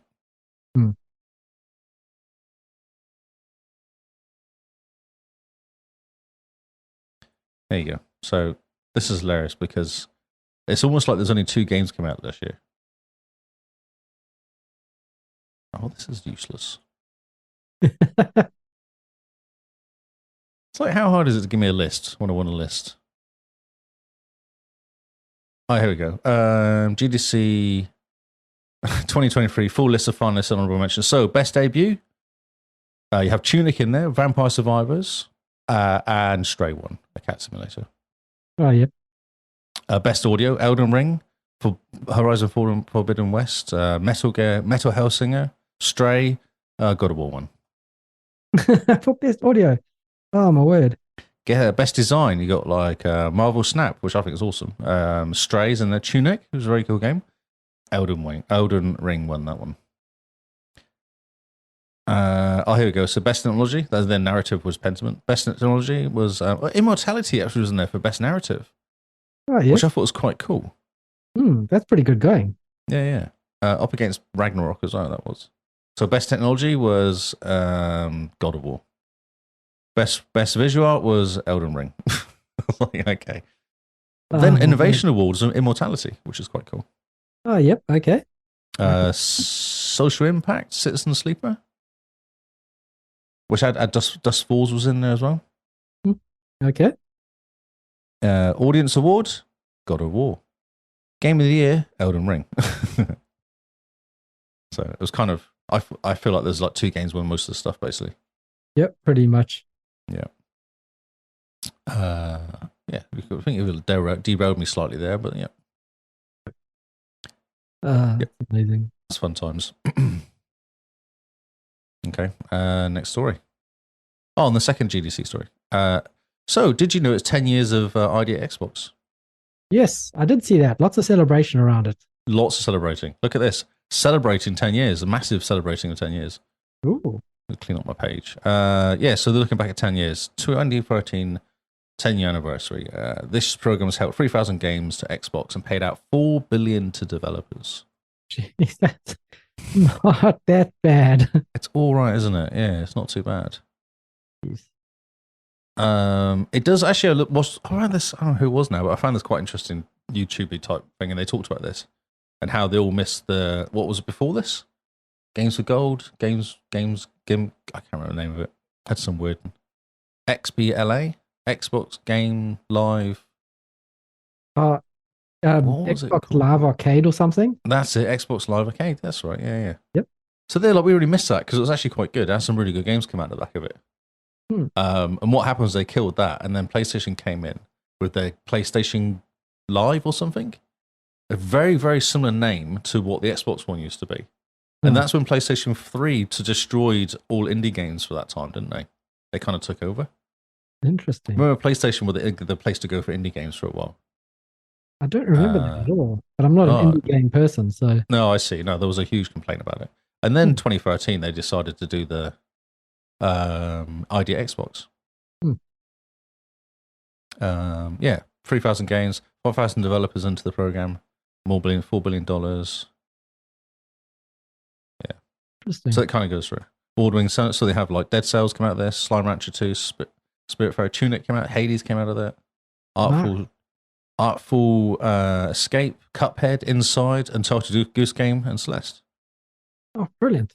Yeah, so they're award-winning games that came out. 100 countries around the world, 200 independent developers creating games within the first year, 5,000 developers across 100 countries. There you go. Most of them are action and adventure games, 39%, 13% platformers, okay. 21% other. Oh, other games. Other is, though. Other games. Don't know what that is. Amazing. There's lots more words, but yeah, that was quite cool. 10 years, that's quite good, and it basically helps Game Pass, doesn't it? That's got a really good boost of Game Pass. Yeah, I mean, sign up, put your game in Game Pass, you get 5 million more downloads or whatever than you would have normally. People just try it because it's there, isn't it? Yeah, cool. Exactly. Oh, that's fantastic. We're getting there. We seem to have a lot of news this week. When you said we had a lot of news this week, I didn't actually think I had a lot of news. Yeah, it's going to be a lot of news. We may have to skip Carl's game thing with this rate. What? Oh, yeah, true. How long are we going for? We're on hour 2 yet? We're on like hour 17. Hour 17, that's not bad. It's warming up. 1 million people reached Diablo 4 beta level 20 and saved a wolf pup. Nice. Oh, this is great. I think this game's going to be massive. Yeah, did you see the map of the beta map and compared to the rest of the map? Yep. Did you see that? Yep. I thought you might have seen that. There's huge. Did you like the start of the podcast last week when I told you there was what did I say? There was skill trees, and you went, "Ooh, yeah." That's how the podcast started. It made me laugh. I do like my skill trees. Oh, I know. So early access concluded. That was This is 21st of March. This is last week. This came out. So that was a weekend. That was the closed beta weekend, wasn't it? Or the beta for people that had pre-ordered it. And there was a last beta as well. Yeah, that was last weekend, but this is the 21st, so that means it would have been the weekend before. Yep. So this is a weekend of people that had already prepaid for it. Jeez, 1 million people. 1 million people had prepaid for it, yeah, and played up to level 20. And if you do, you get a special little bonus thing. Yeah, little wolf. Little wolfie. A beta wolf pack. So you get a wolf pack. Oh, it's a backpack with a wolf, I guess? Yeah, it's a little wolf pup sleeping in your backpack. Isn't that cute? Very cute. And it keeps going for this week as well. So if they didn't make it, you can still get it through to it this week. I don't think that's on this weekend. No, this is this is the last week's news article. Came out in the middle of last week. Oh, So they were yes. talking about it last weekend as well. So you could have kept going. I didn't realize that whatever progress you make in the beta sticks as well. So when you get the full game, you Oh, just continue from there. interesting. So I wonder if that's going to work with items, because I heard in the beta that the legendary drop rate for items was escalated by 7,000% or something. That would be So- quite cool, though. Yeah, you start off with a couple legendary items. That would be nice. But yeah. Yeah, it carries forward to the yeah. And that's it, really. There was a pretty little wolf for you to get. I wonder how many people played it. It doesn't say how many people played it. I've not announced figures. But it Yeah, should be a but decent still. amount. More than 1 million people. That's pretty good. This game's going to be huge on launch. Mm-hmm. Yes. Especially on Game Pass. Yeah, it's going to be ridiculous. Going to have like 30 million people jumping in on day one. Basically, everybody is going to play it, aren't they? Yes. Oh, my word. Multiverses, cool little game. You were Played it quite first came out. excited about it. Yeah, it's cool. It's a cool little game. It's being closed. They're next year. shutting down servers. Now, so what's happening is they're delisting it. So they're closing the open beta. So that was still in beta. Yeah, closing date for the open beta is June 25th, 2023. And they're But doing it's a been up full for like a launch. year. Yes, right, yeah. That's a long beta. It is long beta. Well, it's not really. If you look at Google, they do like 8-year betas. So it's quite short. So what they're doing is, it's actually quite cool. So they're going to say, stop the beta and then relaunch it again in 2024. No, that's stupid. Weird, isn't it? It's weird, You but have no, it's a lot of kind people- of... Okay, look, now you've got a lot of people playing it. You can spend real money in this game, right? Yeah. Okay, you have a lot of people playing it. They're spending real money. You're going to stop them from playing your game for 6 months, and Starfield's going to come out, and then you're going to expect them to kind of just, drop Starfield and start playing your game again? It's coming out next year, though. Starfield's out this year, isn't it? Supposedly. Yeah. Although I reckon it's going to get pushed back to November. No, I don't think so. Okay. But still, it seems stupid to go, Don't you feel that these guys playing multiverses is not the sort of same people playing Starfield, though? I don't know. I think there's a big crossover of just people who play games. Okay. That's They like, say, okay, look, let's hear them out when they say, we know there's still a lot of work to do. As a result, we have a clear view of what we need to focus on, specifically the content cadence of new characters, maps, and modes, to give you more ways to enjoy the game. Along with updating the netcode, whatever that is, and more matchmaking improvements, we're also reworking the progression system based on your feedback and look at new ways to connect with your friends in the game. To do this right, we will be closing the multiplayer open beta from June 25th. As part of this, we're pausing updates and taking the game offline as we prepare for the launch of Multiverses, which will be targeted for early 2024. So they're tweaking it. They're like, this is a beta. We've beated it for a year, and we're going to unbeta it and then make it full. Makes complete sense. okay, Lee. Right. 7 years of doing this podcast. Right. The beta's coming to a close next month, guys. We're going to stop podcasting for a year. Yep. And then we're going to We're going to have some meetings. We're going to have some meetings. We're going to take your feedback, and then we're going to come back in a year, and you must still remember who we are, what we are, and care about us. I don't see any issue. When When are we doing this? We're doing this in June, yeah? Yeah, June 25th is our last show while we Okay, cool. take our beta offline. Take a beta offline. The 7-year beta that we've Fine. had. It's like Google beta. I think it's a stupid move. Okay. I think it's different. I've never known anyone to ever do this. Normally they just kind of, it comes out broken and then it stays broken for ages and then people stop playing it. And So then maybe they're going, well, rather than people to stop playing it, let's pull it before it goes really bad. Then we can release it again as a new product and people will go, oh, this is exciting. So if you did that every year for a game, got it out for a year, pulled it for 6 months, released it again, everyone got really excited. Rinse and repeat. Interesting. Yeah, you don't think that's going to happen? No, I feel think like you're suspicious. it's a Ubisoft game, isn't it? I don't know. It's a good question. Good question. I feel like it is. Yes. So yes, multiverses. I think it's going to pop up again in a year's time, and then everyone's going to go, huh, remember when that game was fun? And just stop caring. Oh no, I think it's done. What's probably happened is the game's dying anyway. Yeah, if the game's dying and there's not many people playing, then this is a good strategy because they'll go, look, we'll fix it, we'll sort it out for you guys, and then we'll re-release it, much fanfare. Hopefully, it drops on Game Pass. But yeah, it seems stupid. It's weird. It's a different way of doing it, I guess. It's a new way of doing it. Imagine if No Man's Sky took this route, came out. Oh no, that first year that was just a beta. They would never release it. It would never come out again. Yeah, exactly. It actually says here people are frustrated because of the refunds. There'll be no refunds. So people spent real money on a beta. There's no refund. No. And you're hoping that the game comes out again next year, maybe, if you're lucky. To give them more money. Ah, that's hilarious. The announcement does not change any current refund policies or terms offered by the storefronts from our Founders Pack and Gleamian bundles were purchased. For more information, please visit the customer support pages for PlayStation, Xbox, Steam, and Epic Games. Additionally, refunds not available as a result of the open beta closure. However, all progress and previously earned and purchased content will carry over. Oh, so that's not an issue. If you purchase stuff, it will stick. You're not going to get a refund, but it will still get your stuff back when you jump back in early 2024. Oh, so not like they're resetting the game. You're still going to get your stuff back. It's just... yeah, but I mean... You just can't play the game for 6 months. Yeah, if a game goes offline for 6 months, you give up on your stuff and you start playing something else. It is a risk. That's a bold move. I'll give them that. It's a bold move. Yes, that's what this is. A bold move. And it's good luck to them. It's different. Very different. Good luck, guys. Yes. I'm not holding my breath. Wow. You have little faith. I'm sure it'll be fine.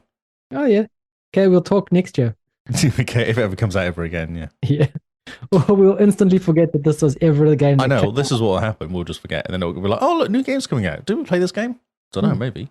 Multiverses. It sounds familiar. That's a pretty bold move. They've launched straight into season 2. That's right, yes. I log in and get all the stuff. I'm like, where do I get all this stuff from? I don't remember playing this. Yeah, what's going on? Minecraft is getting a Dungeons and Dragons crossover. I am so confused by this. I don't understand what's going on. It's a new D&D DLC for Minecraft. It's hilarious. There's actual Dungeons and Dragons. Like, they're playing Dungeons and Dragons, and then they're doing Dungeons and Dragons things. Minecraft people playing Minecraft Dungeons and Dragons. I'm so confused. What? Because it looks like it says it's DLC. But is this DLC for the main Minecraft game? I'm as confused as you are. Or is it DLC for like a separate game that no one's released yet? What the heck is going on? I'm trying to make heads or tails of this trailer that you've got here. It's Forgotten Realms and Icewind Dale, that's right. Yeah, it's hilarious. It's amazing. No, it is actually amazing. And it will be amazing as well. Like, if they do this properly, it will be incredible. If they do this properly, it'll be fantastic. But my word, I did not wake up today expecting Minecraft to go Dungeons. I know. I saw it pop up on my feed and I was like, this is brilliant. You get to choose you get to choose characters like a paladin, a wizard, and a thief and a something else. Look, and there's actually played D&D. They're actually sat there in a D&D setup. Oh, that's just brilliant. So it's Forgotten Realms, Candle Keep, and Icewind Dale. Cannot speak properly. You get a paladin, barbarian, wizard, and rogue. You get to choose your characters. You get enemies like mind flayers and mimics. True to its tabletop roots, you'll actually start the story in Dungeon Master's basement, starting the game, venturing in a fancy world. I'm like, this is incredible. I want to play this game. Can I play this game, please? It includes a number of D&D mechanics, including rolling D20s, for skill checks, combat mechanics. You can backstab as a rogue. Each class has default attack, range attack as a wizard. Special skills will come down cooldowns. Like, this is brilliant. It comes with full voice acting. You can go alone or with a co-op adventuring team. A co-op AD&D Minecraft. Incredible. Don't know. If this comes out at the same time as Starfield, I'm sorry, but Starfield, you lose. That's incredible. I just don't know where it came from, though.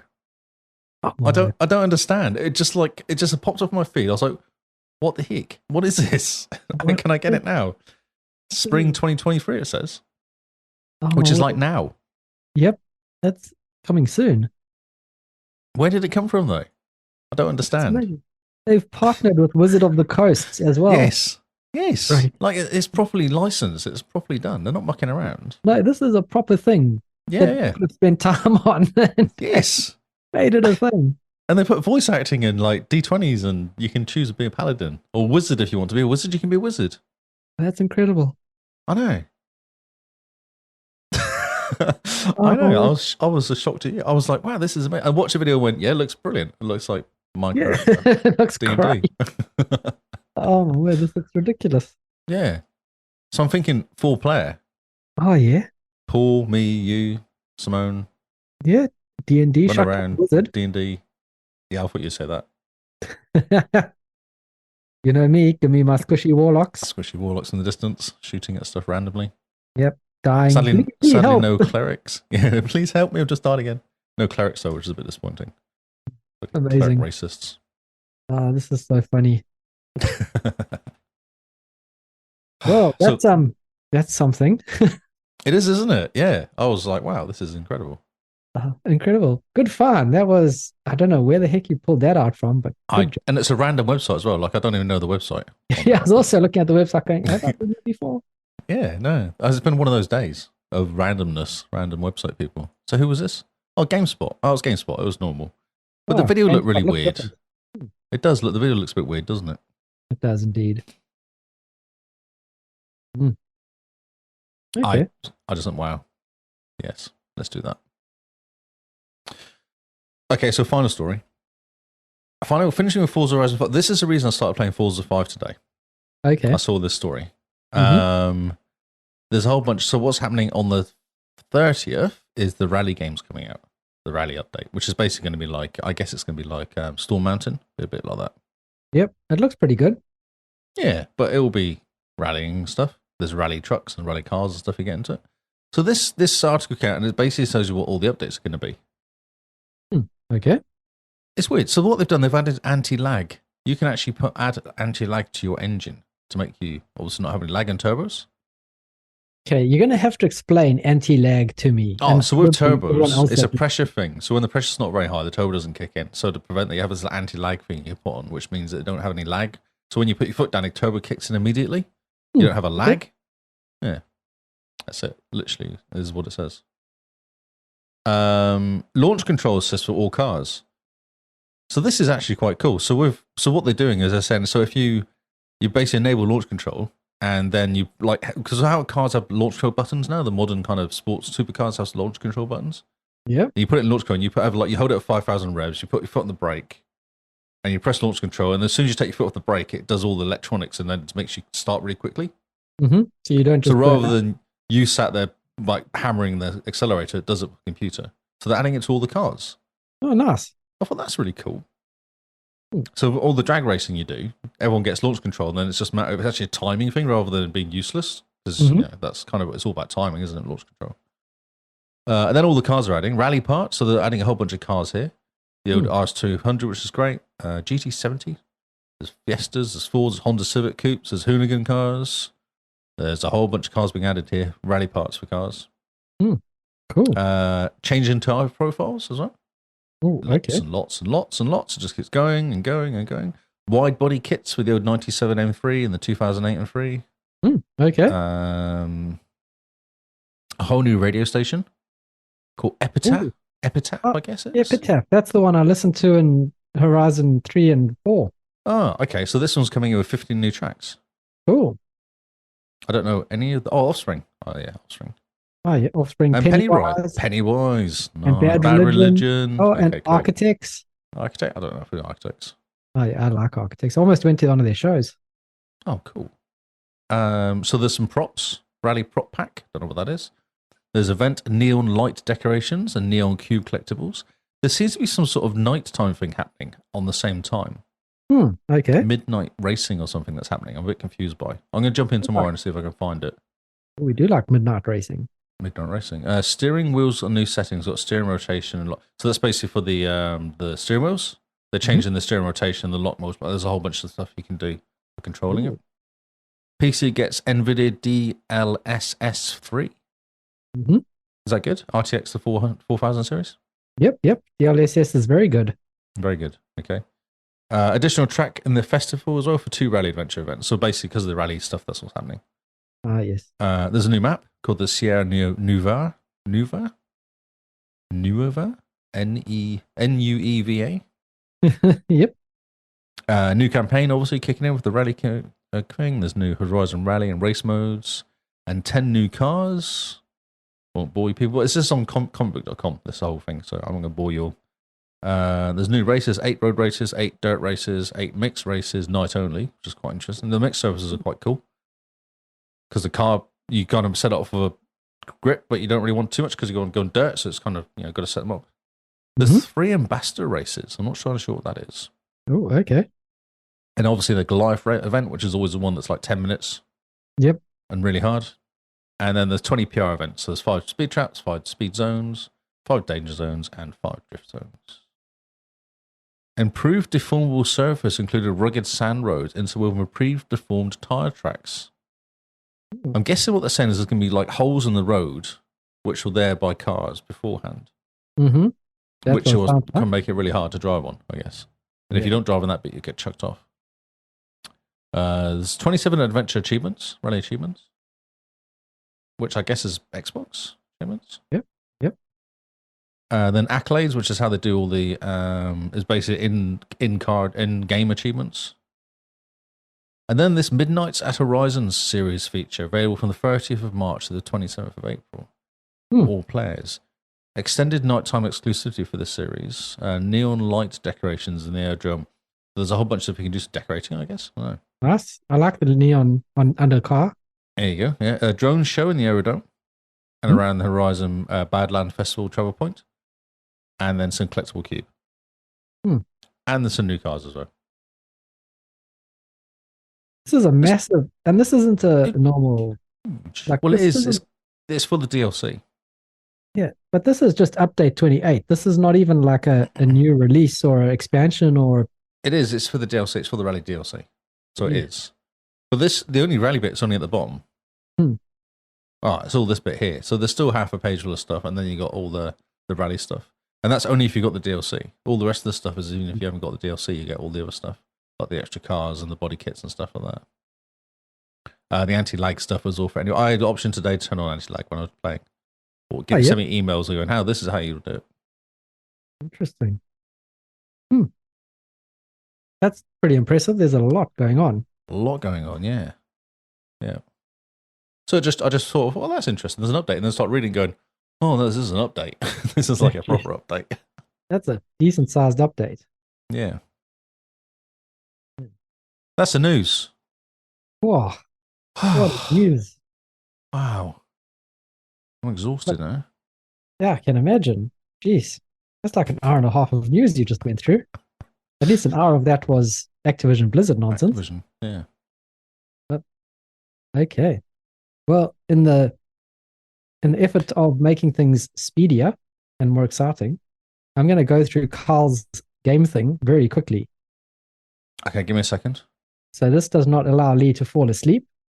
It makes him work hard on get him to work hard to make sure he's on the ball.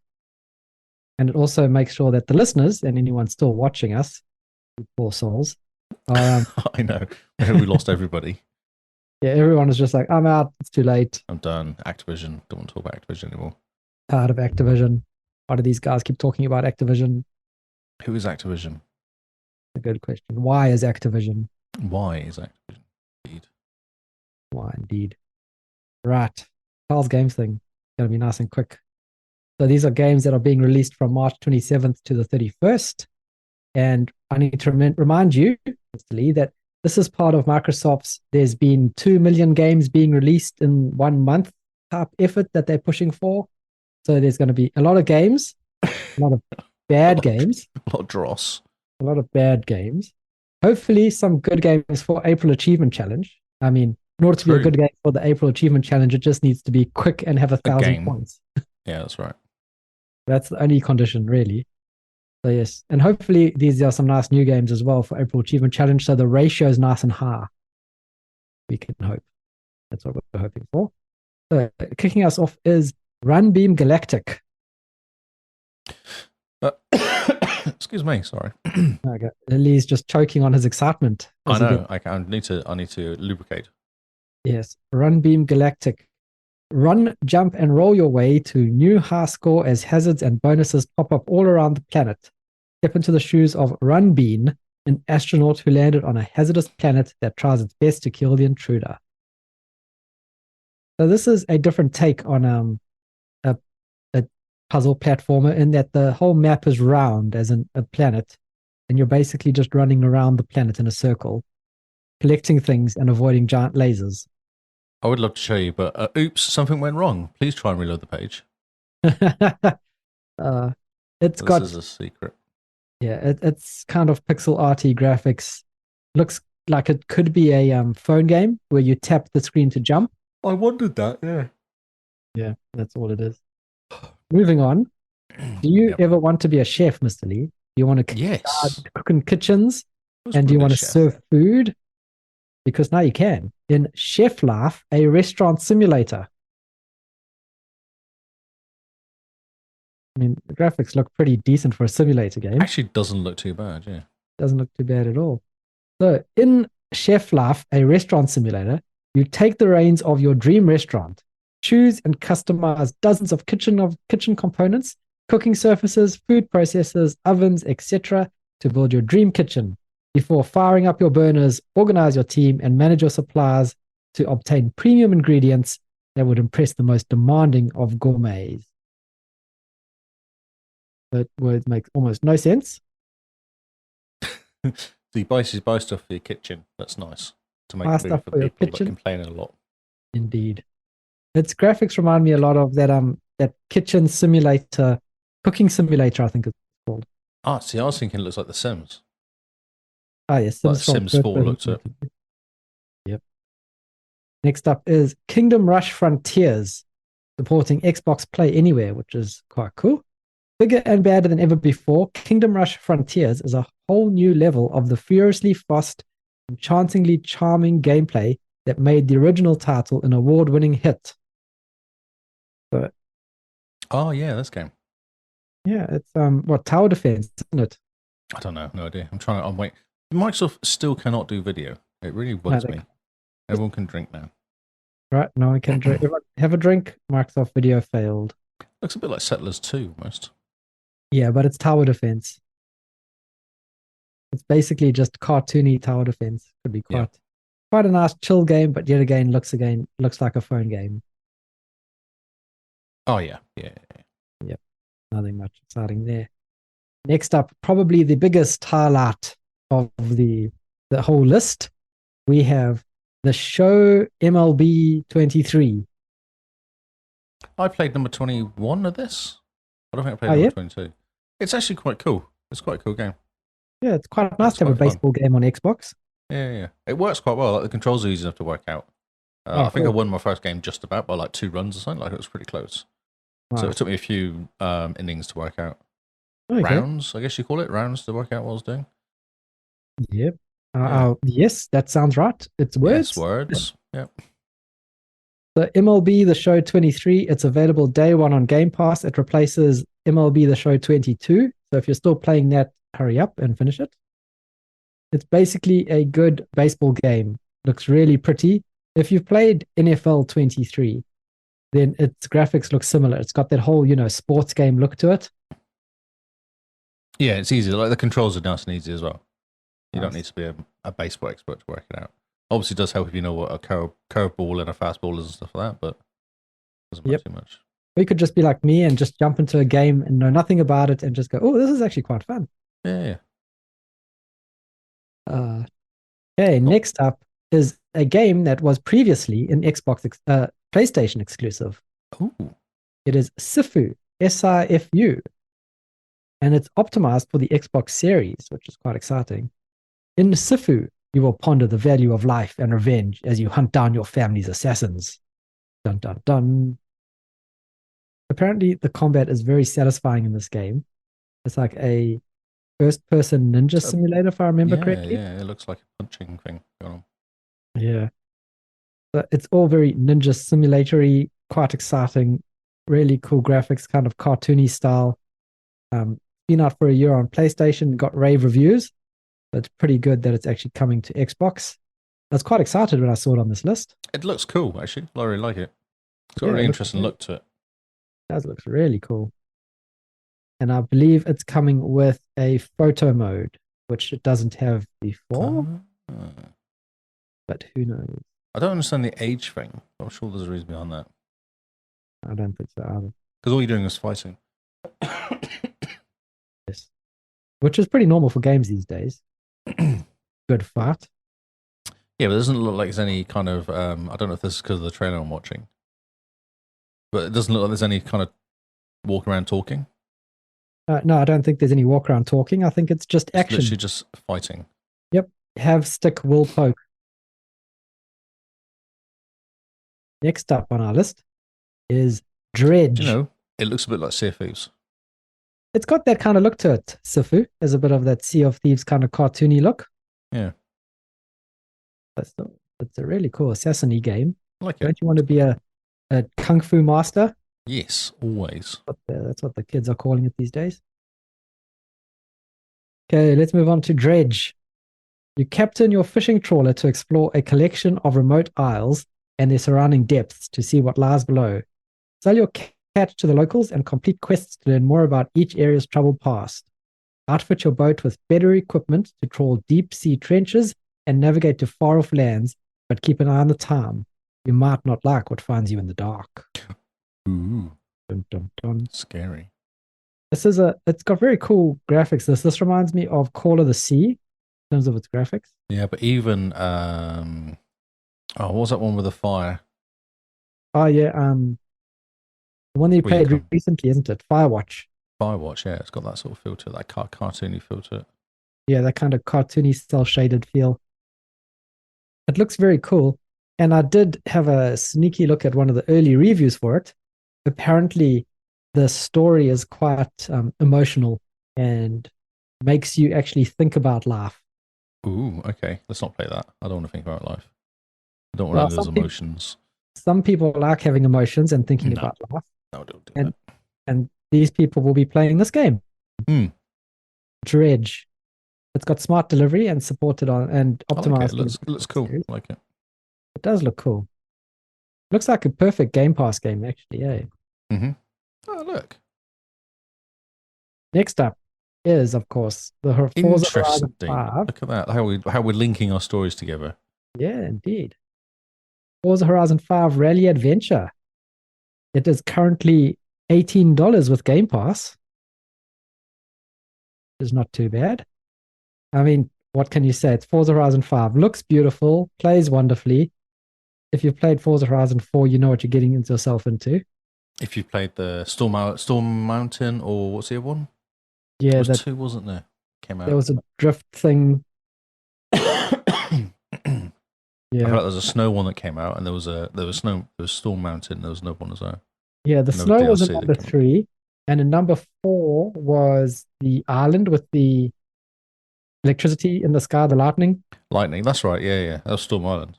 Oh yeah, what was the mountain? I can't remember what the first one was called. Number 3 had a snowy mountain, and I don't think it's called Snowy Mountain. Big snowy mountain. Big snowy mountain. Ah, yes. Yeah. Looks super pretty, I must say. Yeah, it looks realistic. That's the thing. This picture I'm looking at now basically looks like a picture of you take a picture. Yeah, it does. Just a photo you've taken and up the saturation a little bit for, but man, fantastic. So everyone's getting ready for that. That's exciting. Yeah, drop some more about 7 o'clock. Yep. The Rally Adventure is included with the Premium Edition, the Expansions Bundle, and the Premium Add-ons Bundle. If you own any of those, you get it for free. If you don't own it, then you need to pay for it. Well, you've already paid for it. Yeah. Fair enough. Are you excited? I need a racing car game, actually. I was playing Hot Wheels yesterday because I needed a racing car game. And then this update for Forza came out. I was like, oh, that's right. I've got Forza. And I hadn't completed Hot Wheels on Forza. I thought, oh, there's actually it's a better one to play, like racing-wise. Oh, for sure. More interesting stuff going on. Yep. Yeah. So, yeah, it's cool. It is good to jump back into it. Actually, giving it a year's rest was probably... Because I think I must have played 4 and then gone straight into 5. And I should have probably just given myself a bit of a break before doing it. Yep, definitely. Yeah. Are you going to stream it? You're going to jump onto the stream? Oh, could do, actually, yeah. It's fun to watch. You should. You'll be one of the first people to play it. So I reckon you should. Very true. Especially if it's out at 7 o'clock tomorrow morning. Yeah. You wake up early, don't you? Yeah, dog always woke me up this morning at 7:30. He decided it was time to go for a walk. There we go. Thanks, Barney. Wake up early. Be one of the first people to play it. Stream it. I installed the update today for it. It was like a 20 gig update. Brilliant. You're ready to go. There's no Exciting. excuse. Yeah, that's a good idea. Okay, next up is Lanark. Uncover the dark origin of humanity's new home and the truth about yourself in this epic sci-fi adventure. Set on a distant planet ruled by a totalitarian regime, Lunark is a modern take on the 2D cinematic platformer genre of the 90s. So in other words, it looks like it's from the 90s. Actually, it looks older than the 90s, though. I'm sure the 90s look better than this. I think it's only because of the 90s it has more colors. Now, before the 90s, you were limited to about 6. CGA, was it? Or EGA you're talking about? Yeah, something like that, CGA. This one has actually a lot more colors. There's a lot more going on. But it's all very pixel arty, puzzle platformer. So pixel arty. Looks like there's some alien spiders, so you know what you're getting yourself into. Next up is Palindrome Syndrome. Palindrome Syndrome. Yeah, palindrome is like, numbers same as back to front, isn't it? Yeah, that's it. And it rhymes, actually, saying it that way. Palindrome syndrome. Oh, it does, because Rome. Yeah, Rome. It's an escape room sci-fi game that'll test your deduction skills. You solve puzzles, you decode secret codes, you find hidden objects, and you investigate the different rooms of the spaceship while you discover the events that led you there. It looks pretty like generic. Looks terrible, actually. Game. If I'm honest, it looks terrible. I don't know. It looks pretty generic to me. Nothing outstanding, nothing new. Yeah. You walk around a spaceship, you look at things happen. Yeah. The video doesn't look very good. Like these screenshots, but even though the screenshots don't look very good either. Like it looks very basic. Yeah. Unless the puzzles are interesting, I guess. Hopefully the puzzles are, because otherwise it's just going to be a boring game. Now moving on to something more exciting. Yes. Pirates Outlaws. We do like a pirate game. Pirates Outlaws? Yes. Sound right. It's Pirate Outlaws or Pirates Outlaws. Pirate Outlaws or Pirates I think it's Pirates Outlaws. Yeah, but they missed the S out on the other. Yeah, I noticed. Okay, cool. The Pirates Outlaws. I mean, pirates are outlaws. Is it? Anyway, so. Yeah, is it Pirates and Outlaws? Is it Pirates are Outlaws? No, there's no and. So it's Pirates Outlaws. That's not a sentence. I know, it's not anything you would expect to say in your life. We are saying it, and we're going with it. Yes, it does look Sea of Thieves game, this. Completely looks like Sea of Thieves. Except that it's a roguelike deck builder with a unique art style. Yes. Not really unique, but yes, it is definitely a roguelike deck builder.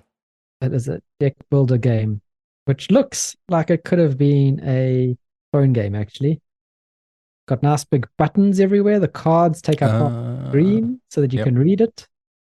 It looks interesting. One way of putting it. I'm playing currently. I've just got a review to do for a deck building car game, and it's basically based on like a Mad Max. Oh, cool! Where you're going from one place to another, but using cards. You have the racing car going in the middle, and you play cards to like shoot stuff behind you or to move your car. Huh, okay. Quite interesting concept. That is an interesting concept. Reminds me of this a bit. Yeah, it's a bit strange, but I mean, yes. People like their deck building games. Yeah, so. Very much so. Yeah. Go, all power to you. Next up, we have Saga of Sins. It is time to atone for your sins, the game says. I don't want to. Oh, but it is timely. I don't want to. Don't make No, me. but it is time. No. The game demands it. You have no proof of sins. Uh, it's an action-adventure game featuring a mystical storyline and arcade gameplay, where you immerse yourself into a world of stained glass, which is pretty cool. The art style is very cool. It does look very stained glassy. Yes. I don't know if I like it, but yes, it does. It's very colorful. Like the screenshots I'm looking at, you actually have no idea what you're looking at. So you hope that the movement kind of helps with things. Oh, yeah, because of the color. Yeah, definitely. There's a lot of color happening all at once. And it's all the same color. Like the background is the same color as the front almost. So it's, yeah, there's no fading. oh, yeah, because you look at this one here, like the third, fifth one along, it almost looks like he's stuck to the whatever he's attacking. I don't know what's going on there. Yeah, very Interesting. So, yeah, that's Saga of Sins. It's got a very cool art style, action adventure game. Hopefully, it's a platformer, side scroller.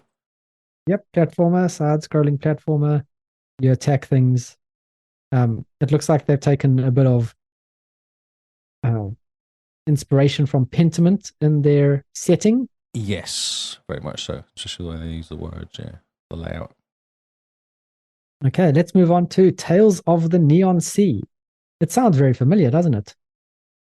Tales of the Neon Sea. I'm sure we've spoken about this somewhere in our lives.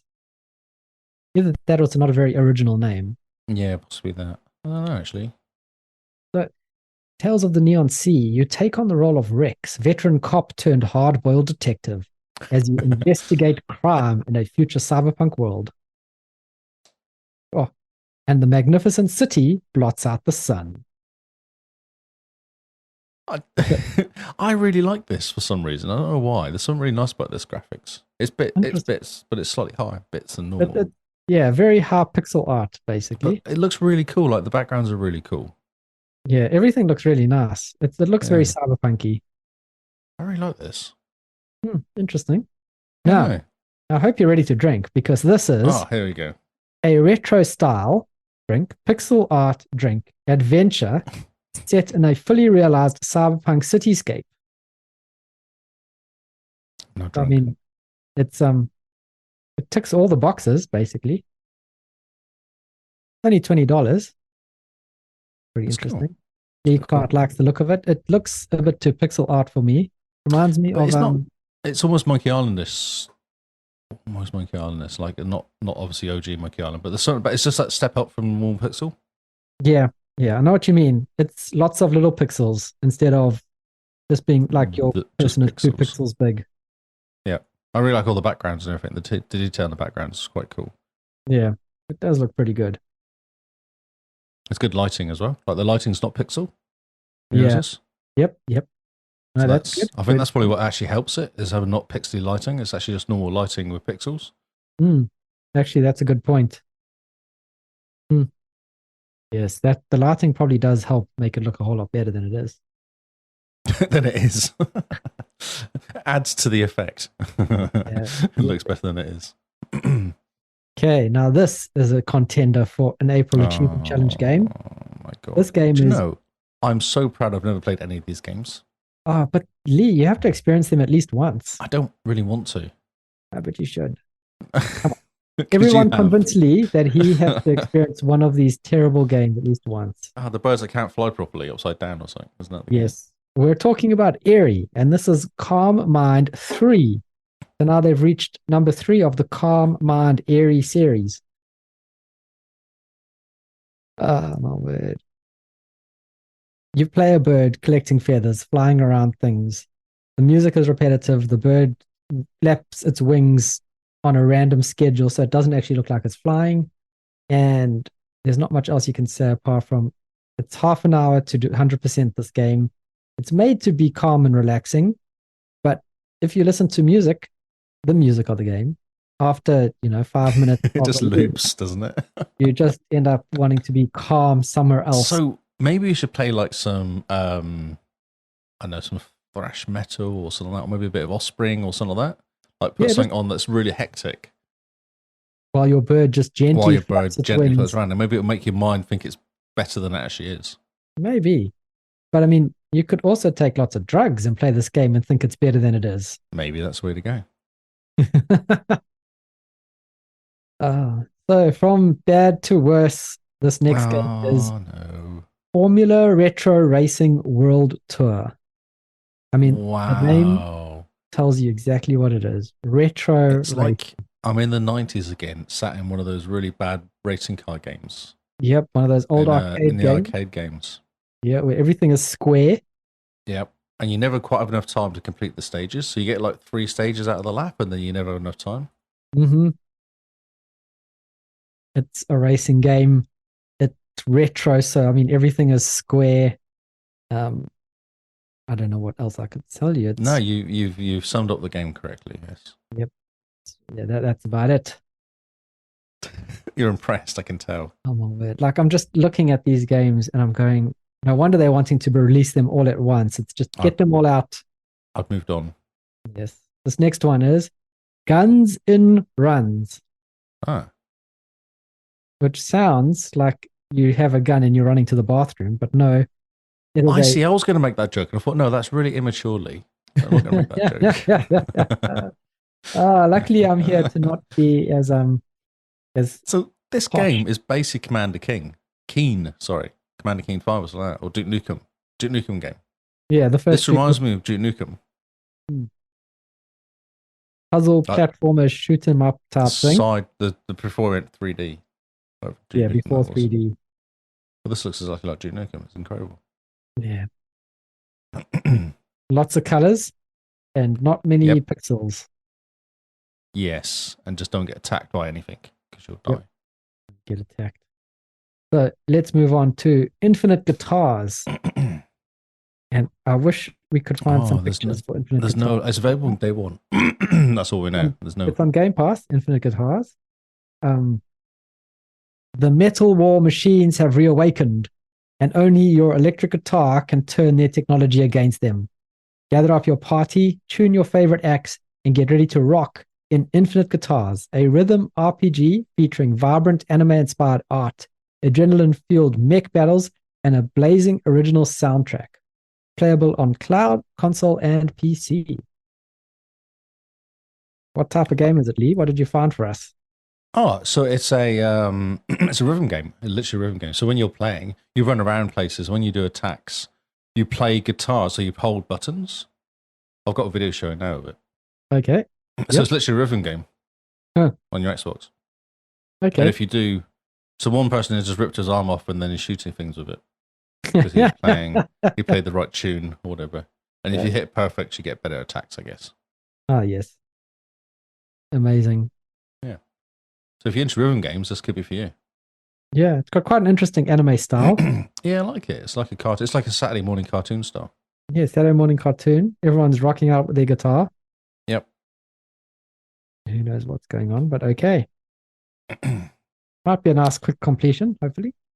Yeah, it's fun. If you it might feel quite cool because if you can play. Oh, that's just gone funny. Oh, if you're into if you like playing that sort of rhythm game, then it could be quite good. Yeah. Okay. Yeah. Okay, cool. So next up is The Last Worker. And this last game. No, one more after this one. So this is an immersive narrative adventure centered around a lone worker's last stand in an increasingly automated world. A unique blend of work simulation and stealth strategic gameplay, set in a lonely, oppressive, but strangely beautiful environment, with characters designed by comics legend Mick Mahone, featuring an all-star cast starring Jason Isaacs, Offler Derry, Offleson, Claire Hope Ashity, David Hewitt, Zelda Williams, and Tommy Earl Jenkins. I feel like this needs a bit more research, this game. It sounds like it's... It does sound like it could be pretty cool. It's very... Yeah, I like the cartoon graphics definitely look very cool. You can definitely tell it's done by a proper cartoonist. Yeah, the cartoon cel-shaded look was fantastic. Those people that we mentioned, I don't know any of them. Do you know any of them? No, and that's what I thought we might take more looking into. Yeah. I met? I don't know. There used to be hundreds like you around. Yeah, back when there were hundreds like you, I guess. I was left alone for weeks. Then You appeared. I just a little thought I'd put it broken. on. but- Jailbroken, actually. And you talked funny. And I felt sorry for you, so I kept you around. Well, cheers. Really flattered. Yes, we're on the clock again. That's better than pulling stuff out of your What belly is that button. look? It's Let's go, like fatty. I guess it's almost like Fatty. a Borderlands look, isn't Hey, it? can you come closer for a second? The I will. I know what you're up to. Oh, what was that? Oh, brilliant. Okay, cool. Yeah, Yeah, it's got okay. Borderlands look to it, and it's very, very voiced. Very voiced indeed. Very voiced. They are leaning very much on the voice actors there. But it looks like it could be quite fun, actually. Mhm. Just judging by that, there's a bit of humor in there. Good looking graphic. so much swearing. uh, okay. And the last game for this episode. We're almost there. We're almost done. We're almost done it, people. Well done for sticking with us if you have managed to make it to the end. Yeah, well done. Well done, Beans. You did well. This is Rally Rockin' Racing. Rally Rockin' Racing. It sounds like Yeah. you said racing, actually, then, but yeah. Rally Rockin' Racing. It's Xbox Play Anywhere. It's optimized for the Xbox Series and it has smart delivery, which is quite cool. Get ready to I just speed had up. images of Teletubbies when I look at this for some reason. I think it's because it's overly saturated. Is that what it is? I was like, it's the Teletubbies racing car game. Saturation is turned up to 11. It's insane. There's something really weird about the look of this game, isn't there? There's something a bit off. Car shading's odd. The entire game shading is odd. What's going on? I don't And understand. they've outlined the trees in some weird way as well. They have. They're trying to go for like a cartoony look, but also realistic. So it's kind of a weird mix of no. It's neither, though. style. It's in between. It's a rally game. You drive cars, you You race, do around, racing, rocking and Yep. racing. and you race. And yeah, that's it. It looks kind of weird. Something weird about it. Yeah. So if you look up this game, Rally Rockin' Racing, guys, just have a look at the style, have a look at these images, these screenshots, and let us know in Discord if you also think it's a little bit weird, or whether we're just old and out of touch with the Oh, kids. possibly. But there's even like reflection of sun on the roof of one of these cars. I So know. there's something going on with the graphics. I know what you mean. It's like HDR and saturation is up at maximum. Is it because all the cars look like they're stuck on? They're not actually don't look like they're attached to anything. Is that what the problem is? Is that? I don't know. When you draw, when you draw stuff as a kid and you draw like a car on a road, it always looks like a car slightly above the road or not actually attached to anything. Yep, I know what you mean. There's something going on here. I don't know what it is. Very strange. Wow. Wow, indeed. Okay, cool. With that, we've I made it almost to want the to end, play this game just to see what it looks like. No. just to see it in motion. Just to see it in motion, yeah. There's not even a video. There's so no that- video. No, I just went, oh, video. No video. It's only Yeah. $10 as well. It's cheap. Yeah, I mean, may as well get it. Tell us how Well, it is. I don't know if it's that cheap. Oh, it's a Nintendo Switch game. Oh, is it? Interesting. Okay. Interesting indeed. That will explain the graphics. Okay, we've made it to the end, Lee. Look at us go. Aren't you impressed? Yes. I'm watching the game now. Okay. They have actually drawn a black line around the cars. So that's why they look like they're sitting out of the road. That's why they look a bit weird. It is a bit strange. So it's kind of, they're trying to go for the It's on purpose. cell It's a shaded look. in a way. Borderlands look, isn't it? Yeah. Which is odd because, yeah, it doesn't look right. Don't understand if it's a good idea or not. I'm confused. But it's depths as well. Like the background's got a bit of depth to it. Oh my god. Okay, cool. I should stop now. Yeah, there I'm we done. go. Listen to Lee critiquing a game now that he reviews games on a website. Oh, and on that note, I think we have to get out of here because this Yeah, is we've done 2 hours now. It's It's a bit long. It's been a bit long. So yes, thank you guys for hanging out. Remember, the April Achievement Challenge is coming up quick, fast, and in a hurry. Check out our website if you haven't signed up yet, and make sure that you check out the website, especially the April Achievement Challenge page, because we're going to have a really cool dashboard with the leaderboard, and you can click on your name. It'll show you where you're from and show you how many steps you're getting, blah, blah, blah, all the other cool stuff that our website does. Visit the website. Also, we're trying to get our watch views up on YouTube. So if you're listening to the podcast on Kick, on Twitch, and you want to watch us live instead, put us onto YouTube or just put YouTube on in the background. Our last videos are getting heaps of watches, so thank you very much for putting us on there. For listening. Yep, we just need a little bit more, so we're pushing really hard. Put us up on YouTube, at work, on your colleague's work PC. You know, we don't care where we are, if you're even listening, as long as those watch numbers go up. That's all we worry about. But you guys have been great so far, and we look forward to competing with you in April. May the best gamer me win. But if you want to follow us individually, we all have our own Twitter accounts, our own Twitch accounts, our own other accounts everywhere else in the world. Mr. Lee, where can they find you? I am still Lee Howard on Xbox and on Twitter. And Lee Howard25 on Twitch. Lee Howard on Kick, which I've yet to use. But hey, follow me anyway, because at some point I might use it. Especially if they integrate it with something and actually make it easy. They just need to bring Kick to Xbox streaming and it'll take off. That's right. Maybe that's the secret. Yes, that's it. That's me, really. I've been writing reviews for a company as well, which is fun. Yes. Just follow my Twitter. You'll see me do stuff. Yep. Just follow Lee on Twitter, be his friend on Xbox, and read his reviews. And then give him stick about it in the Discord, because that's always Please fun. do. Please do. And you can find me at Zarkrias on Xbox and Twitter. And sometimes on Twitch, since that's where Xbox streams to, which is a bit... But anyway, we do what we can because we must. And on that note, we have been the Xbox Cast, and we will see you all on Xbox Live.